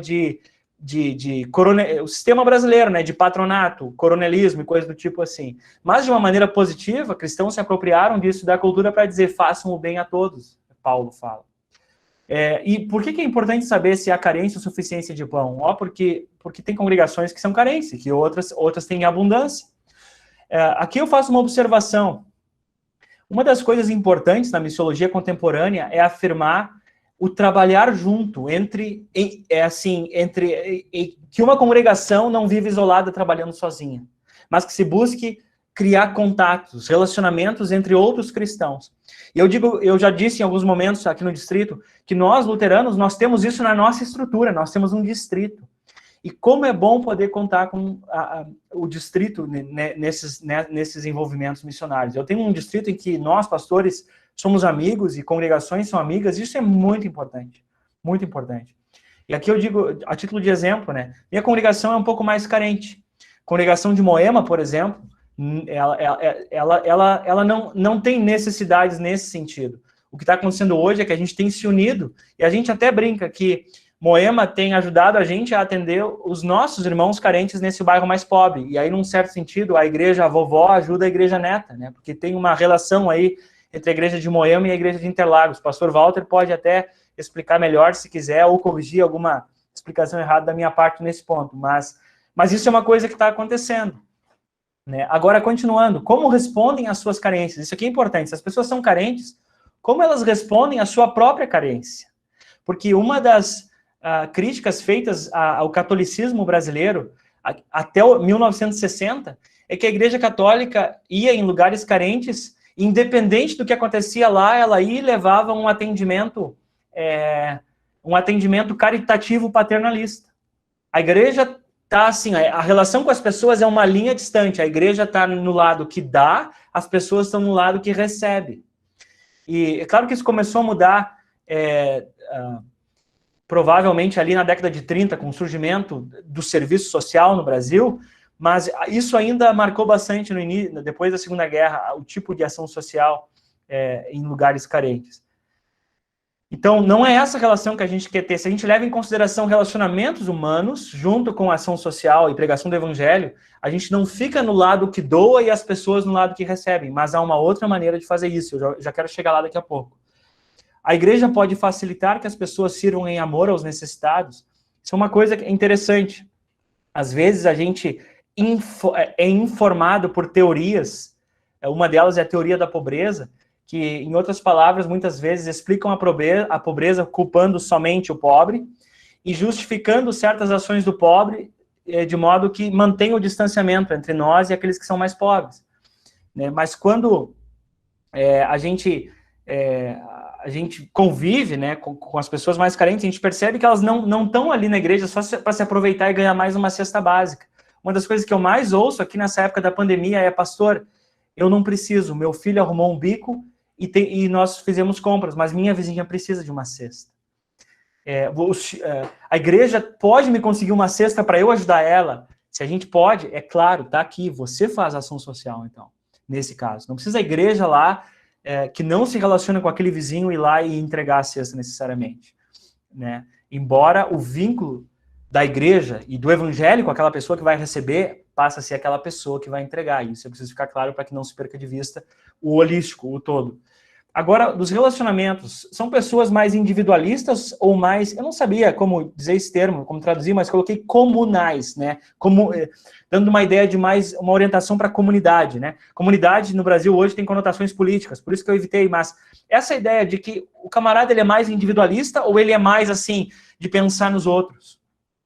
Isso é muito importante na missão da igreja. Por exemplo, e tudo está bastante ligado, né? A visão secularizadora, vejam bem, uma sociedade secular só é possível se eu privatizo a minha fé, se eu não vivo a minha fé no dia a dia. Aí a sociedade se torna cada vez mais secular. Então, se as pessoas têm uma visão mais secularizada, é muito provável que a visão delas de vida em comunidade seja mais individualista. E isso vai informar a maneira de eu chegar nelas. Essa pessoa que tem a visão secularizada, ela pensa assim: a fé é do âmbito da vida privada, ou seja, ninguém pode me abordar na rua para falar de fé. Eu só aceito se for um amigo íntimo a falar de coisas de fé. Às vezes, olha só, e aqui parece que eu estou sendo contraditório. Às vezes, o contrário pode ser. Eu só quero que me deem algo que eu leia e eu avalie se eu concordo com o conteúdo desse livreto. Mas eu não quero que fique me indagando, porque isso é coisa da vida privada. Eu vou ler com a minha família em casa. Então, tudo isso influencia. Se é uma cultura carente, a gente tem que avaliar se as crianças, e se os adultos não têm problema de leitura. Será que eles vão entender o que leem? Será que num lugar onde as pessoas não entendem o que leem, será que a melhor estratégia é a literatura? Talvez não, mas talvez num outro seja, sim, a melhor. Opa, desculpem. E aí eu já falei das estratégias, e aí, assim, há vícios culturais que podem requerer resposta com os mandamentos. E aqui eu lembro o seguinte, né? É óbvio que a nossa ênfase na justificação pela fé, o perdão, é a relação vertical, com o Criador, e ali está o perdão dos pecados, esperança de vida eterna. Mas a gente sabe que parte essencial do nosso ensino de vida cristã no mundo, e existe isso na nossa teologia com ênfase, embora nem sempre é dada essa ênfase, envolve os mandamentos da segunda tábua, as relações horizontais. E assim, o que nós vemos, eventualmente, num local onde a gente está como igreja, que é um vício cultural? Eu vou dar um exemplo para vocês. Nesse local que a gente está, como igreja, é normal que as mães fiquem em casa com os filhos e que os maridos vão para os bares e ficam até de madrugada. As mães, então, é claro que tem trabalho no meio envolvido, né? Não vou entrar nos detalhes, mas assim, em termos gerais, pensando em família, que é uma das estruturas mais básicas da criação de Deus, o que isso faz para a família? Bom, a mãe tem que se certificar de que os meninos vão para a escola, mas se ela está fazendo bico, ela não consegue se certificar disso. O pai está trabalhando. Bom, chegou a noite. A mãe tem que se certificar se os meninos vão fazer lição da escola. Vão se certificar que eles vão sair da rua. E o pai está no bar o tempo todo, tomando cachaça. E isso é sinônimo de masculinidade, muitas vezes, nesses contextos. Agora, quando eu estou dando instrução para os meninos, para os filhos dessas famílias, eu tenho alguma coisa a dizer, a partir dos mandamentos, sobre vida em família? sobre honrar pai e mãe, ao mesmo tempo em que a gente fala de outros aspectos, por exemplo, o sexto mandamento, o casamento, entre muitas outras coisas que a gente pode dizer. E aqui, gente, notem, eu abro esse parênteses, eu não estou inventando a roda. Isso aqui é a teologia básica do catecismo, que a gente já tem, que as pessoas já recebem, né? E não é para simplesmente dizer que a gente já tem tudo lá. Eu acho que existem maneiras sérias da gente ampliar a reflexão teológica, ancorado na Escritura, nas confissões, de modo que a gente mostra também o que a gente traz de novo, se reflete positivamente em acordo com os outros aspectos da nossa teologia. Isso é muito saudável, é o que eu estou tentando fazer. E assim, concluo essa parte dizendo assim, gente, que Lutero, quando escreve ali o prefácio ao Catecismo Menor, ele diz com todas as letras, olha, eu fiz a visitação junto com os responsáveis e eu fiquei apavorado com o que eu vi. Ninguém sabe nada. E aí, aqui tem um primeiro aspecto que eu quero destacar. A visitação mostra atenção ao contexto. A teologia não é uma teologia da torre, é a teologia do vai na feira. E vai aprender... A tradução da Bíblia foi assim. Lutero não quis ficar na torre apenas, ele foi na feira. Vamos chamar de teologia que vai na feira. A teologia que vai na feira dá atenção ao contexto. E Lutero, tendo feito a visitação, ele diz, agora vocês que vão ensinar isso, enfatizem aqueles aspectos onde as pessoas estão mais fracas. Ou elas não sabem nada. Não deixem de falar do primeiro mandamento, porque todos nós criamos deuses com as nossas próprias mãos, a nossa própria imagem e semelhança. Falem sempre do Deus que nos criou a sua imagem e semelhança. Mas pensem nas relações, né? Será que o patrão está cuidando bem do empregado? Será que ele está incluindo o empregado no ensino da palavra? E é por mais que no mundo de hoje, com esse monte eu diria assim, preocupação de não impor, né, nada nas pessoas, alguns chamam isso de mimimi, não quero entrar nisso, mas hoje é visto como terrível o patrão querer ensinar o empregado. Mas na época de Lutero, era uma questão assim de exemplo cristão. Eu incluí o meu empregado no ensino cristão quando eu, no início do dia, me reuni com eles e dizer assim, meu Pai Celestial, graças te dou. Quer dizer, a gente tem que incluir os empregados também. No contexto de Lutero, quer dizer, Lutero ele diz assim para os pastores, então observem essas coisas e enfatizem o mandamento onde as pessoas mais falham, né? E isso envolve aqui também. Mas vamos lá, gente. Um exemplo vivido em São Paulo, né? Eu já falei algumas coisas disso, né? A dimensão espiritual. E por que eu estou dizendo isso? De novo, não para me colocar como exemplo, até porque eu muito mais dou continuidade a que outros já fizeram aqui do que eu mesmo criei. Um deles está conosco, o pastor Walter, iniciou essa congregação. Pastor Walter, eu lembro de uma conversa que nós tivemos, em que o senhor, antes de eu saber que eu viria para Interlagos, o senhor me disse assim, que tinha um membro que dizia assim, wir müssen Deutsch sprechen, né? Nós temos que falar alemão. E o senhor disse, não, nós temos que alcançar todos, por isso vamos falar português, temos que alcançar os japoneses que tem no bairro e os baianos que tem no bairro. E hoje eu vejo aqui, pessoas que vieram da Bahia naquela época e japoneses aqui na congregação. Então, assim, gente, não entendam errado, não estou me colocando como exemplo, mas simplesmente dizer como que isso toma uma forma concreta aqui na igreja, né? Então, nessa leitura, pensando nessa dimensão vertical, espiritual, que eu coloquei lá como evangelho, naquele símbolo lá, eu notei um forte pentecostalismo e visão diabocêntrica da realidade. A dimensão física e social, uma forte pobreza geracional. O que é uma pobreza geracional? A pobreza geracional é aquela que o avô era pobre, o pai era pobre, e eu sou pobre agora. Isso envolve uma maneira de agir diante da realidade de sofrimento, da pobreza. Quer dizer, o quê? Que as pessoas, elas podem estar contentadas com a situação em que estão, ou, positivamente agora, dizendo, elas podem ter já desenvolvidos estratégias para responder aos seus próprios problemas, tal como ajudar os vizinhos, ajuda mútua uns aos outros, né? E isso a igreja precisa levar em consideração na hora de fazer uma ação social. A igreja vai ficar na ponta que doa e as pessoas na ponta que recebe, ou a igreja entra numa rede de relacionamentos? E quando ela entra nessa rede, aí a maneira de agir muda. Às vezes a igreja pode dizer assim, olha, eu vejo que vocês já atendem essa necessidade dessa forma. a gente pode ajudar? Talvez a gente possa ajudar, né? E aí a dimensão relacional, cultura fortemente comunal, como eu defini, em que uns dependem dos outros para superar as dificuldades do dia a dia, né? Eu lembro que para construir casa nas regiões da periferia de São Paulo, as pessoas fizeram mutirões. Vieram de diferentes partes do país, chegaram aqui, encontraram um primo que nunca conheceram, vamos tomar como exemplo, uma região distante lá de Minas, no interior de Minas, lá mal se conheciam. Quando um saiu de lá, ouviu da sua mãe, encontra lá o primo, filho do seu padrinho, ele mora na região sul de São Paulo. Aí chega aqui na região sul, se encontram.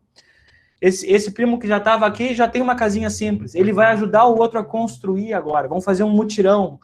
Depois, aquele que recebeu ajuda no mutirão vai responder com ajuda. Bom, como é que a igreja agora entra nisso que já acontece, ao invés de simplesmente passar uma borracha e dizer, eu vim dar coisas aqui para vocês, né? Isso numa cultura comunal é importante. Vejam bem, gente, eu estou falando de uma maneira autocrítica, né? Porque a gente deixa que a teologia e esses conceitos nos sirvam de lentes para nós avaliar. Eu falei antes que é um modelo que nos ajuda a avaliar e aplicar coisas que a gente queira vir a fazer ou possa ser uma necessidade. E concluindo, na pregação do evangelho, além do perdão e promessa, bom, já falei isso aqui, não vou repetir, a questão que eu falei antes de Cristo como vitorioso, Cristo crucificado para evitar a visão triunfalista, já falei da pobreza geracional, que, eu não falei a diferença disso, a pobreza geracional é diferente da pobreza circunstancial, quer dizer, pandemia, tem muita gente que da noite para o dia ficou sem emprego, não tem o que comer, e agora? Bom, essa pessoa, ela tem vergonha de pedir ajuda, ela não está acostumada com essa realidade, para essa pessoa eu tenho que ficar mais atento dentro da minha congregação, o camarada perdeu o emprego, essa pessoa, ela não vai buscar uma cesta básica num dia de culto. Ela não quer ser vista sendo carregando uma cesta básica. Essa pessoa, cuja pobreza é circunstancial, ela pode ser que o pastor tenha que dizer, você quer vir conversar comigo durante a semana e explicar tudo que você está vivendo nessa pandemia por causa da perda de emprego? E aí, talvez, nesse momento, é a hora que o camarada vai levar uma cesta sem ninguém mais saber, né? Mas pode ser que não seja cesta, o cara tem um ofício, né? Chegou um camarada aqui um dia para pegar cesta, ele quase chorou na minha frente e disse, né, é interessante, uma pessoa nos achou pela internet, me ligou e disse, vocês são igreja, vocês têm uma igreja aí perto de Interlagos? Eu digo, sim, eu sou pastor. Não, porque tem um amigo meu que mora aí, a família toda, tem criança pequena, está desempregada, à noite pro dia, precisam de ajuda. Vocês podem ajudar? Eu falei, dá meu contato, o camarada veio aqui buscar, e ele começou a chorar, ele disse, pastor, eu nunca imaginei ter que precisar de uma cesta básica, pastor. Me desculpa ter que vir aqui pedir cesta básica. Então, essa é a realidade de alguém que enfrenta uma pobreza circunstancial. Mas ele disse, pastor, mas eu trabalho eu sou contador. Por favor, fale para os seus membros que eu sou contador. Então, pode ser diferente a maneira de ajudar nesse caso. E aí eu já falei para vocês, né, de algumas coisas aqui, não vou repetir para não passar aí do tempo que eu tinha me programado para dar a voz a vocês também. Já falei dessas situações aqui, eu só estou olhando por cima para ver se não tem nada que eu possa ter esquecido. E aqui algumas coisas que ajudam nesse sentido, né? O professor Charles Arendt, né? Charles Arendt, ele escreveu um livro chamado Eclesiologia e os Dois Tipos de Justiça, que é para falar justamente de que o que estabelece as nossas marcas distintas é aquilo que é instrumento para a nossa relação vertical com Deus, né? Evangelho e sacramentos. Mas há também marcas das nossas relações com as pessoas no mundo. Essas não são distintas. É por isso que não há problema, eventualmente, a igreja, potencializar algo que já acontece. Ela tem uma ONG que faz algo muito bem num bairro. Por que eu vou repetir aquilo que aquela ONG já... Não vamos falar ONG, né? Que ONG também tem conotação política. Mas alguém já está ajudando as pessoas no bairro. Eu preciso lá repetir aquela ajuda porque não é feito pela igreja, ou eu posso ajudar aquela pessoa a ajudar melhor aqueles que necessitam. E concluo dizendo assim, gente, que se a igreja perde a dimensão, a primeira dimensão que eu falei, da relação com o Criador, daria para dizer que ela deixa de ser igreja, ela pode se tornar uma ONG. Se ela pode ser uma ONG de ativismo social, ou se ela foca só nos relacionamentos, ela pode ser meramente um clube, como a gente diz às vezes. Mas a igreja que dá atenção a essas outras dimensões, superando, rejeitando uma visão dualista gnóstica, a igreja prega o evangelho holístico, que é do ser humano como um todo, com a promessa da ressurreição, dando sinais de que aquilo que ela está ensinando é verdadeiro, assim como Jesus fazia nos evangelhos, né? E então, gente, da minha parte, que eu tinha programado para vocês, seria isso.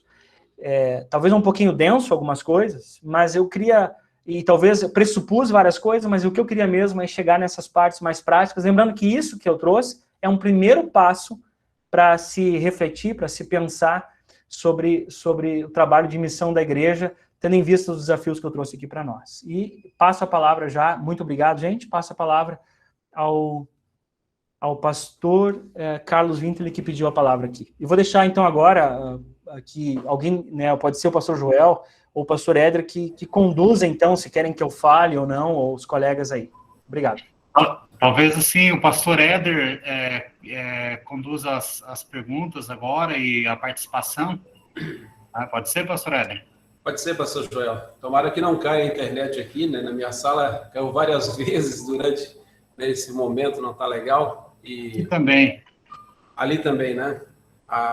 Foi interrompida a gravação ou não, pastor Joel? Acho que não. Não interrompe porque fica no sistema, né? Daí não depende da nossa conexão, né? Tá bem. Muito bem, muito obrigado aí, pastor Samuel, trazer esse assunto. Eu fiz aqui algumas anotações, a gente vai passar a palavra, né? O pastor Vintele levantou a mão. Diante de muitas coisas que a gente assim tem conversado, pastor Samuel, a gente sempre tenta trazer para a nossa realidade mesmo, né? A realidade da IEL, a nossa realidade, a realidade da igreja luterana, né?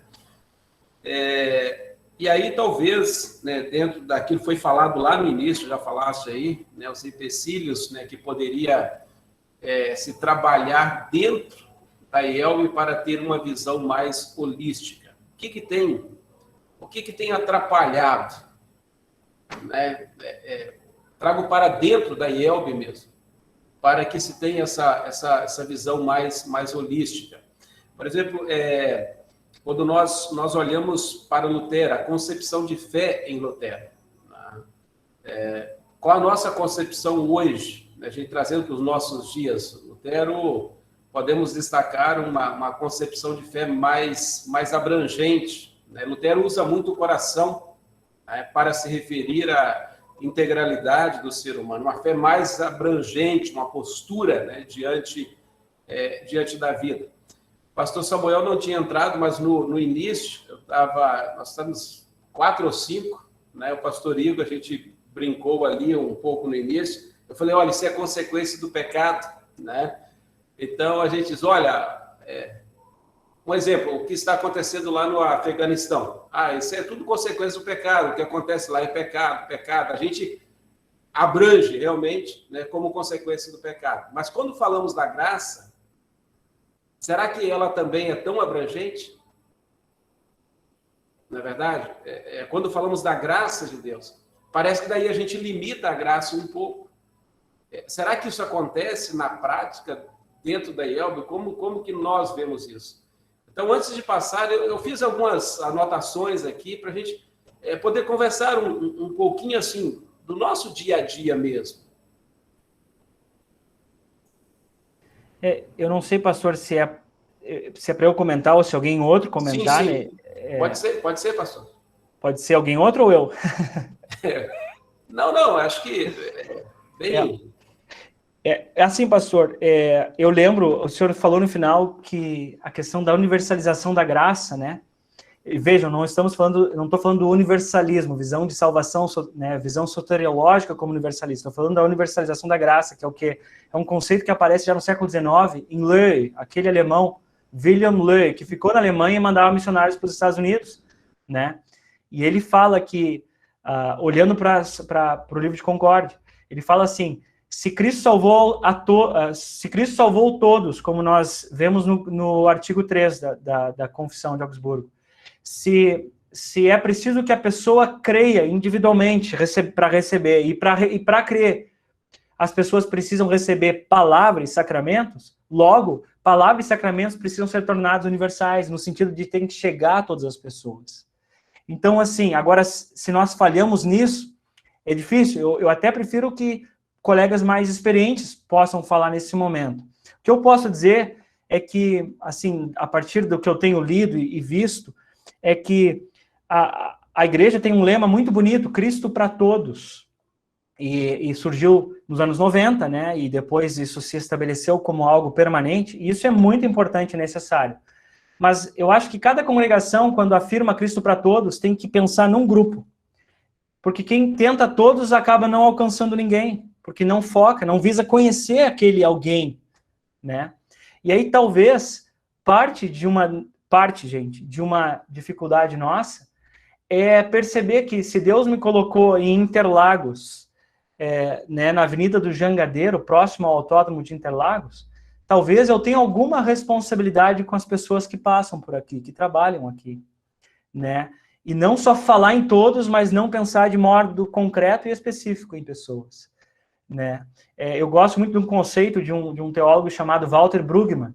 Ele é teólogo do Antigo Testamento. Ele fala que Deus deu a Israel e ainda dá para a igreja uma vocação não esperada e muitas vezes indesejada, que é o quê?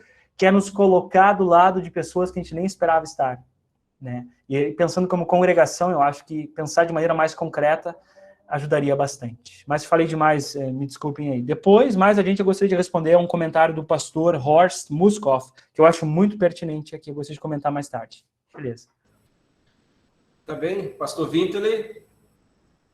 Obrigado, Samuel. Anotei muita coisa aqui, não vai dar para falar tudo, mas vamos começar. Eu acho que quando você se apresentou, faltou uma coisa. Quantos anos você estudou nos Estados Unidos? Eu fiquei lá de setembro de 2012 a junho de 2017, né? Pouco menos de 5 anos. Eu acho que isso é importante o pessoal saber também. Você já tem seu doutorado, né? Na área de missiologia.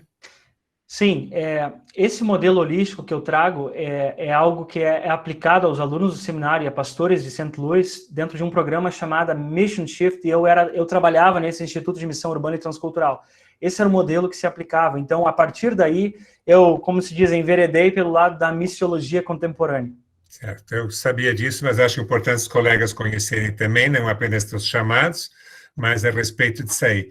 Bem no começo, quando você citou o Antigo Testamento, que deviam deixar as rebarbas das colheitas, você usou uma frase muito bonita: agir em misericórdia em favor do necessitado. Achei genial, realmente muito bem, né? Como é que é a vida cristã. Bem, quando eu ganhei o convite para participar dessa reunião aí, Visão Holística, eu logo me lembrei de um grande programa que a IALB teve vários anos atrás, que eram os Centros Integrados de Missão. Foi um grande projeto da igreja, e veio muito dinheiro dos Estados Unidos, foram construídos lá em Maranhão, Paulistão, não sei, eu acho que Mato Grosso do Sul, não sei onde tudo foram construídos, né? Vários, o que depois foram chamados de elefantes brancos, tentando ajudar as pessoas através do serviço social, através de escolas, através de saúde, centros de saúde, sei lá o que mais, e pregando o evangelho. E não vou dizer que não deu em nada, mas nenhum dos projetos ficou autossuficiente e continuou. Então, a igreja tem e teve essa preocupação, mas nós temos que cuidar que a coisa realmente seja autossuficiente e continue. Outro grande risco, as pessoas, quando recebem, elas esperam receber sempre de novo. Nós enfrentamos um problema esse ano em Moçambique, que nos últimos 2 anos eles receberam ajuda humanitária, a Alemanha, conseguida a Alemanha, que os ciclones destruíram plantação, casas, tudo. E esse ano, o próprio pessoal de Moçambique pediu ajuda, depois dos ciclones, para reconstruir as igrejas, principalmente os telhados. Então, não foi dinheiro para comida. E agora eles estão pedindo, mas nós ganhamos 2, 3 anos de comida, e como é que esse ano não ganhamos? Então, como é que fazer isso de uma forma que não vicie as pessoas, né? Não é só a igreja que dá cesta básica, a igreja que dá comida, mas a igreja que realmente acolhe as pessoas. Acho que essa é a questão holística. E um ponto que você destacou muito bem sempre, as relações interpessoais. A meu ver, esta é a maior carência da igreja e das pessoas. A igreja luterana, em muitos lugares, se transformou num clube, todo mundo se conhece, metade é parente de todo mundo, né? No próprio ministério é isso, mas e a pessoa nova que vem? O que ela quer? Ela quer atenção. Às vezes ela não precisa de cesta básica, ela está bem empregada, e coisa, mas ela quer um grupo, ela quer atenção, não quer que a panelinha fique do lado, ela quer ser integrada, né? Então, esse evangelho integral aí, né, precisa reconhecer essa questão de como receber. Por isso é tão importante nas congregações a comissão de recepção, o pastor ser realmente bem, né, acolher as pessoas, não simplesmente fazer a sua obrigação ali e se mandar. Você mencionou também uma coisa importante, às vezes a cultura não é disso, não é de um abraço. A cultura, a pessoa entra calada e sai muda, né, da igreja. Eu encontrei essa realidade lá na Cidade do Cabo, que eu fui lá, né? Apesar de ser uma congregação missionária bem mista, né, realmente mista, não era só aquela congregação alemã lá das outros lugares, ali só se falava inglês, e tinha pessoas negras e tudo mais ali de outras origens, mas eram pessoas isoladas. E como minha esposa praticamente não falava inglês, ela começou a ficar na entrada junto com os recepcionistas, tinha recepcionistas, ficava junto ali e abraçava as pessoas, e beijava as pessoas, e de começo as pessoas ficaram meio assim, né? E continuava conversando, olha, virou uma feira, como você disse. O pessoal entrava na igreja, ficava ali nos fundos, tinha um hall grande nos fundos assim, ficava no papo, e todo mundo se cumprimentando, e se abraçando, e se beijando. E isso foi uma marca, eu acho que muito grande, que nós deixamos lá naquela congregação, e que espero que eles tenham continuado. Fica essa carência de calor humano que a pessoa precisa ter. Acho que isso é muito importante nesse ponto aí. Você comentou assim, bem no começo da missão aí, quando era lá em Rio Bonito ainda, nós tivemos uma experiência que para mim marcou muito. No primeiro inverno, muito frio, nós fizemos campanha lá em Indianópolis, em Moema, e levamos muita roupa para lá. Eu lembro que uma ocasião tinha uma menininha no culto, assim, tremendo, tremendo, e minha esposa tirou o casaco e botou em cima dela, né, o casaco dela, e deu o casaco para ela. Bem, acabou o inverno, tinha um lixão lá, era bem popular aquele lixão, nós fomos ver, tinha um monte daquelas roupas que nós usamos no lixão. O pessoal usou até não poder mais, não lavou e jogou fora, dizendo, bem, inverno que vem nós vamos ganhar de novo, né? Então, no inverno que vem, o que nós fizemos? Nós fizemos um bazar na Pechincha, vendemos por centavos, né? Mas a molecada corria para casa procurar umas moedinhas, coisa mais, é esse tênis que eu quero, esse casaco que eu quero. Eles valorizaram aquilo, não foi simplesmente dar, mas nós somos muito criticados, porque vendemos, né? Mas foi um preço simbólico. Mas para mim foi uma experiência que valeu muito. Depois nós sempre fizemos assim. Logicamente havia pessoas, pastor, eu queria isso aqui, eu não tenho. Pode levar, sem problema, né? Mas não simplesmente dar. E essa experiência eu vi que o Schreiber, acho que falou, veio na Guatemala, e eu vi quando eu estava no Quênia, os americanos vinham com soluções prontas, né? Caixas prontas de kits para as crianças, e ou remédios, ou papel, e crayons, e etc. Coisa mais. Eu sempre digo, eles vinham com soluções para problemas que as pessoas nem sabiam que era um problema, né? E não era a questão, não ajudava as pessoas nesse ponto. Eu dizia para elas, vocês têm que levar em conta que as pessoas aqui têm uma história, elas têm capacidade, elas já fizeram isso, elas são capazes de fazer isso e isso. Não façam o que elas são capazes de fazer.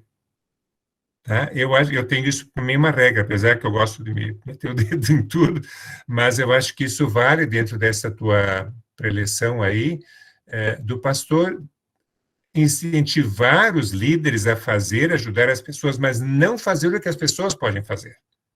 Isso é no mutirão que tu falou, a primeira capelinha lá em cima que construímos, foi todo em mutirão, só pagamos a mão de obra do piso que foi mal feito. O resto, tudo foi na base de mutirão, como eles faziam as casas. Um vizinho ajudava o outro a fazer aqueles casebres que hoje são casas.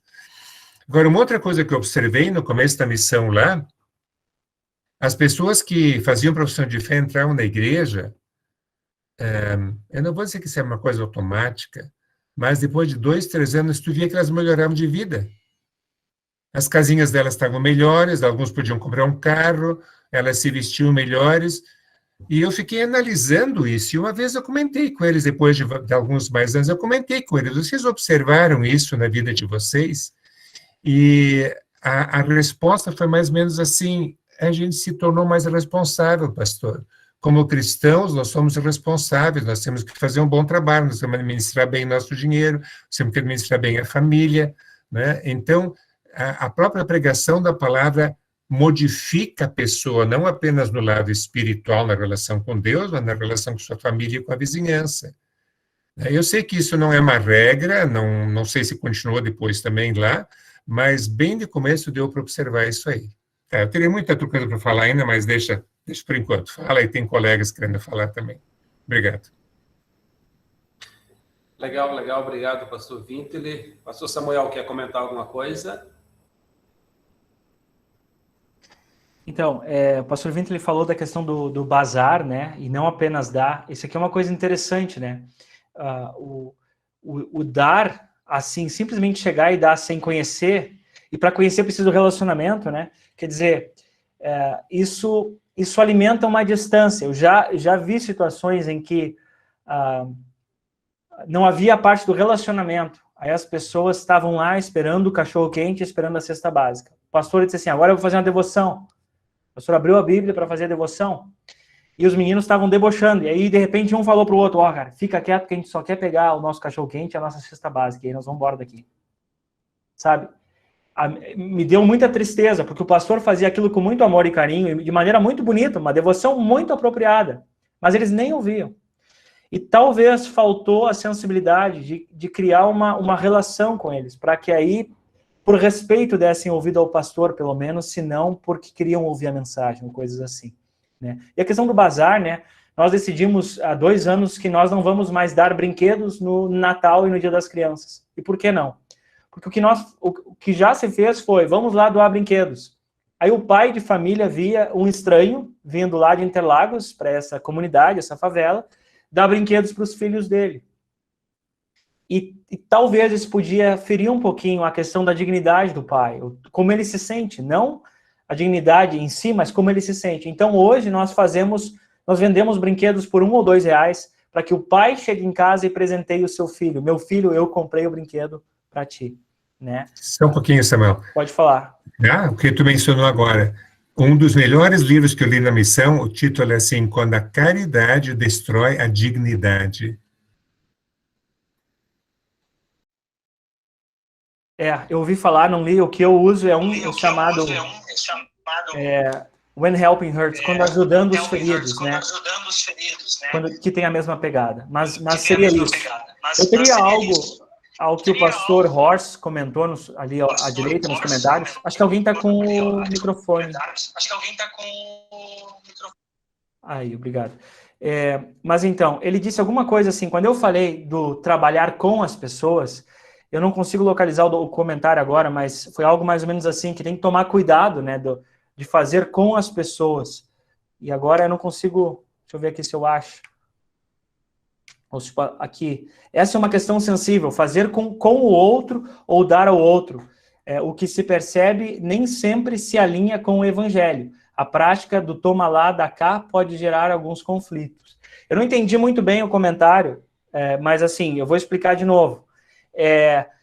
Isso que eu estou falando não é para pregar o evangelho em conjunto com o outro lado local. Pregar o evangelho é a tarefa daquele que prega, né? A igreja em si. Só para dar um exemplo, nós temos um menino que é jogador de categoria de base aqui de São Paulo, que é pastor nesse bairro onde a gente está. E ele é pastor de uma igreja pentecostal. E vindo participar com a gente, tocava violão, um dia me disse, pastor Samuel, posso pregar? Durante o culto. E eu disse assim, Diogo, no final eu vou conversar contigo. E seguiu o culto. Final do culto, ele disse assim, pastor, eu prego em tudo que é igreja aqui do bairro, eu posso pregar? Aí eu expliquei para ele, olha, Diogo, na igreja luterana, quando tem o pastor, quem prega é o pastor. Não importa quem esteja, né? É o pastor que prega. E além disso, quando eu não tiver, tem uma pessoa preparada que vai conduzir um momento que eu preparei de antemão, um momento de reflexão na palavra de Deus. Mas você é sempre bem-vindo, e se quiser fazer um torneio de futebol, a gente vai trabalhar junto nesse torneio para reunir a meninada aí da vila. Então notem que não é um junto para pregar evangelho. Eu estava falando da maneira de trabalhar a ação social.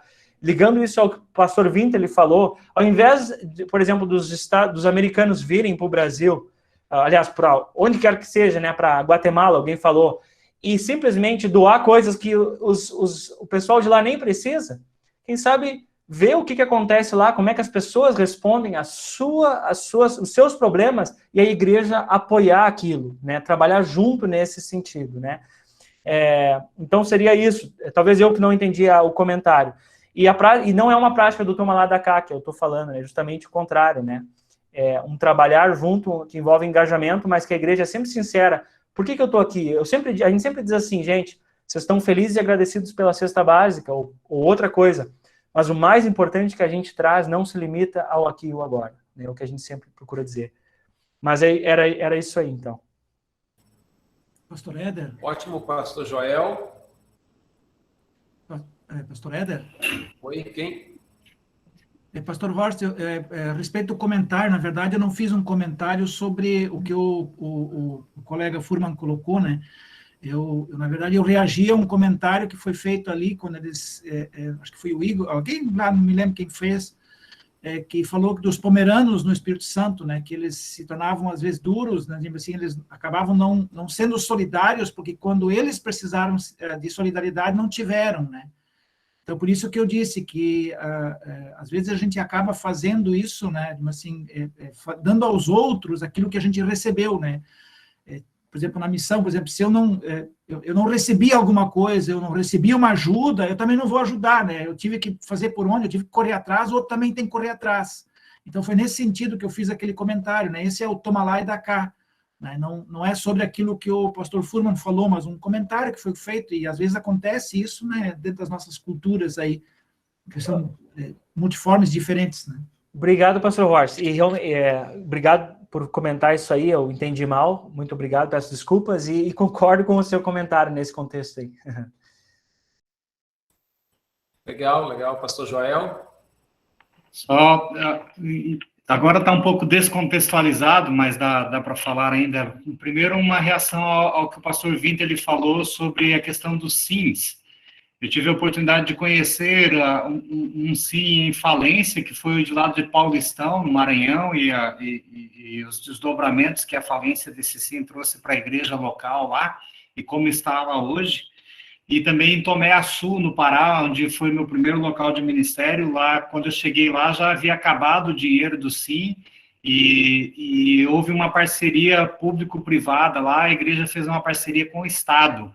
E quando eu cheguei lá, o Estado municipalizou o ensino fundamental, aquela escola era de ensino fundamental, e o Estado, então, municipalizou o ensino fundamental a gente fez uma parceria com a prefeitura.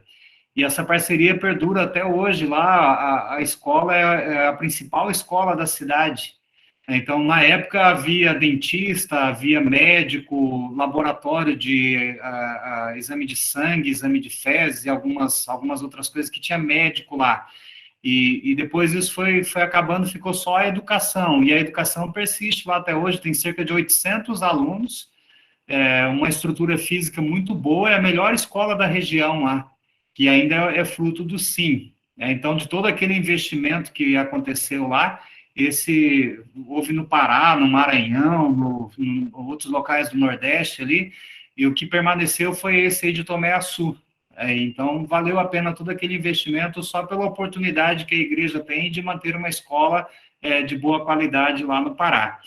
E diante da fala aqui da questão de a gente fazer parceria com outras instituições, com outras coisas já sendo realizadas em caridade para com o próximo, uma certa vez eu estava num jantar, contrataram um cozinheiro lá, um mestre de cerimônia, sei lá como é que é o nome daquele profissional da cozinha lá, e fizeram um baita de um jantar e convidaram pastores e líderes aí, haviam várias lideranças naquele jantar, naquela reunião, e uma das discussões era como fazer ação social, como ajudar as pessoas, né?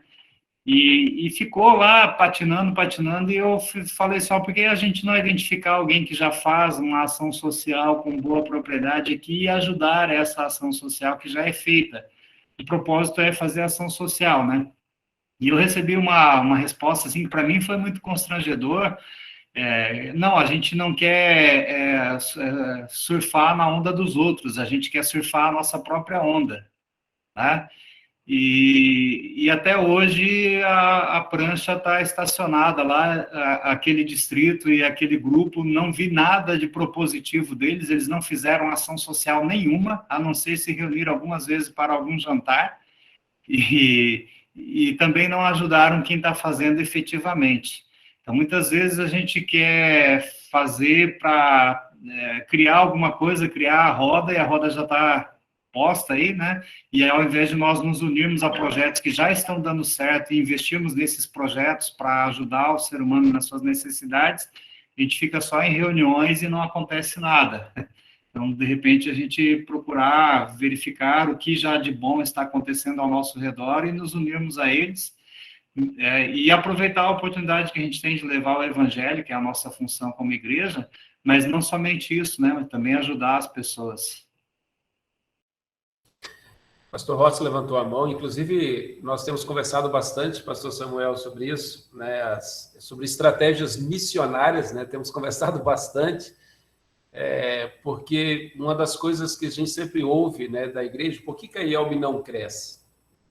Claro, aí poderíamos, né, em vários sentidos, esse crescimento, né, porque a IELB realmente não cresce como talvez poderia crescer.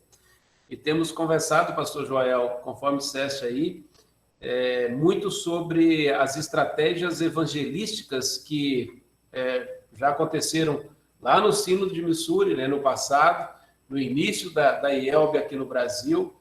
Então, o pastor Reinaldo Littke, né, ele fez um apanhado das estratégias evangelísticas, né, como chegar às pessoas. Às vezes, nós não precisamos de algo novo, né? Nós já temos tanta coisa na igreja, mas será que, como nós estamos usando isso que nós temos? Será que nós realmente estamos agindo, né, conforme a realidade precisa, onde nós estamos inseridos como igreja? Então, essa é uma questão também que nos faz pensar muito, porque muitas vezes uma estratégia aqui no Sul talvez não seria a mesma lá no Nordeste e assim por diante. Conhecer realmente a realidade, ter essa visão para a realidade aonde a igreja está inserida, né? E realmente conhecer esse contexto, conforme colocasse aí tão bem pastor Samuel. Pastor Rost. Obrigado, pastor Éder. Também obrigado, pastor Furman. Muito, muito, muito, muito importante aí a tua palavra dessa manhã.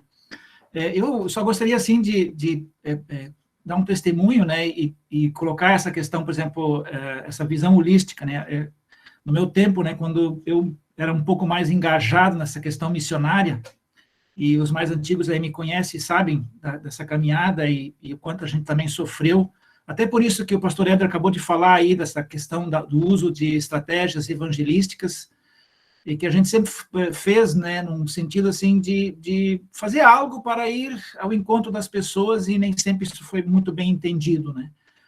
E eu lembro que, por exemplo, em Cuiabá, eu plantei duas igrejas, na verdade, né.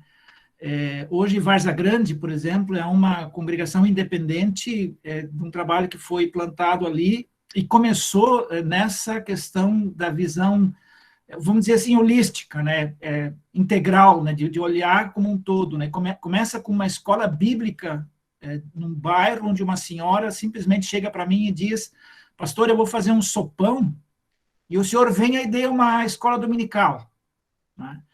E aí, assim, claro, os mais, digamos assim, pragmáticos disseram: pastor, mas precisamos planejar isso. Eu simplesmente disse: sim, reúna que eu vou, né? E aí o povo ficou assim, a diretoria disse: pastor, o que vai acontecer? Diz assim: não sei, vamos começar, depois a gente organiza esse negócio, né? Não vou deixar a mulher no vazio, né? Assim, ela chamou, juntou lá 80 crianças, e eu ia sentar primeiro e fazer reunião, como disse o pastor Éder há pouco. Não, vamos lá, vamos começar. Claro, assim, tudo isso precisa depois ser organizado, trabalhado, mas e aí ela usava um argumento quando as pessoas diziam para ela: mas essas crianças só vêm por causa da comida, só por causa do sopão, né? Aí ela dizia assim: quando a gente vai pescar, se a gente não leva uma isca, não pesca nada, né? e esse sopão é a isca, pastor. Ela dizia, e agora a gente começa a pescar. Hoje nós temos lá uma congregação, né? Tem uma estrutura muito bonita, muito bem organizada, né? Que está servindo o reino de Deus. Teve altos e baixos, teve trancos e barrancos, teve crise, teve de tudo, aquilo que toda missão tem. Mas, com certeza, assim, essa visão, esse trabalho da visão holística, ele sempre esteve presente, né?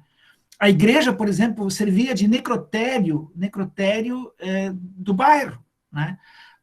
Morriam pessoas, vizinhos da igreja, vinham, pastor, nós podemos fazer o velório na igreja? Claro, vamos fazer, né? Uma vez eu me defrontei com uma situação que o velório foi feito lá e aí veio um padre para fazer a encomendação do corpo, né? E a gente conversou com o padre e acabamos fazendo um trabalho junto, mas, tipo assim, essa questão de você estar junto com o povo, vendo as carências, as necessidades, né? Eu não sei se foi uma boa ideia no passado nós separarmos a ação social da missão na estrutura da igreja, porque as duas andam muito juntas, né? É muito bonito como o pastor Éder e o pastor Ayrton trabalham isso, assim, juntos, né? Então, sempre tendo essa visão de não fazer uma coisa desconectada, né?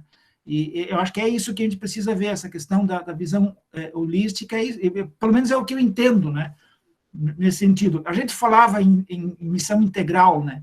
Esses nomes, eles vão mudando, vão de acordo com o tempo e as coisas que vão acontecer. Obrigado. Legal, pastor Ross. Justamente a oportunidade de ouvir o pastor Samuel, que assim veio bem ao encontro daquilo que a gente está querendo também mostrar para toda a igreja. Mais uma vez aqui, pastor Joel, através, né, do seu contato com os pastores, né, desse encontro que está sendo dirigido pelo pastor Joel, fazendo uma propaganda no sentido de que esses fóruns de missão, né, de forma online, para a gente conhecer como os pastores estão, juntamente com as suas lideranças, a congregação, lendo a sua realidade, né, como eles estão vendo, e trazer isso para nós como igreja. E temos muito a aprender um com o outro, né? Nós temos muito a aprender, e com certeza todos vocês têm muito a contribuir para toda a igreja e para o reino de Deus. Muito bem, não temos aí, né, mãozinha levantada, e não sei se o pastor Samuel quer fazer as considerações finais, e depois de ti eu passo a palavra ao pastor Joel. Pastor Samuel, muito obrigado, por se prontificar a estar conosco nesta manhã, com toda certeza de relevância muito grande para todos nós. E temos uns projetos legais aí, pastor Samuel, para toda a igreja, se não esse ano, mas para o ano que vem ainda. E aproveitar essa ferramenta, e às vezes cansa um pouco, mas é tão importante para que nós possamos estar juntos, contribuir com toda a igreja. E muito obrigado pela tua contribuição, por esse momento tão especial contigo e com todos os colegas pastores nesta manhã. Que Deus continue te abençoando ricamente.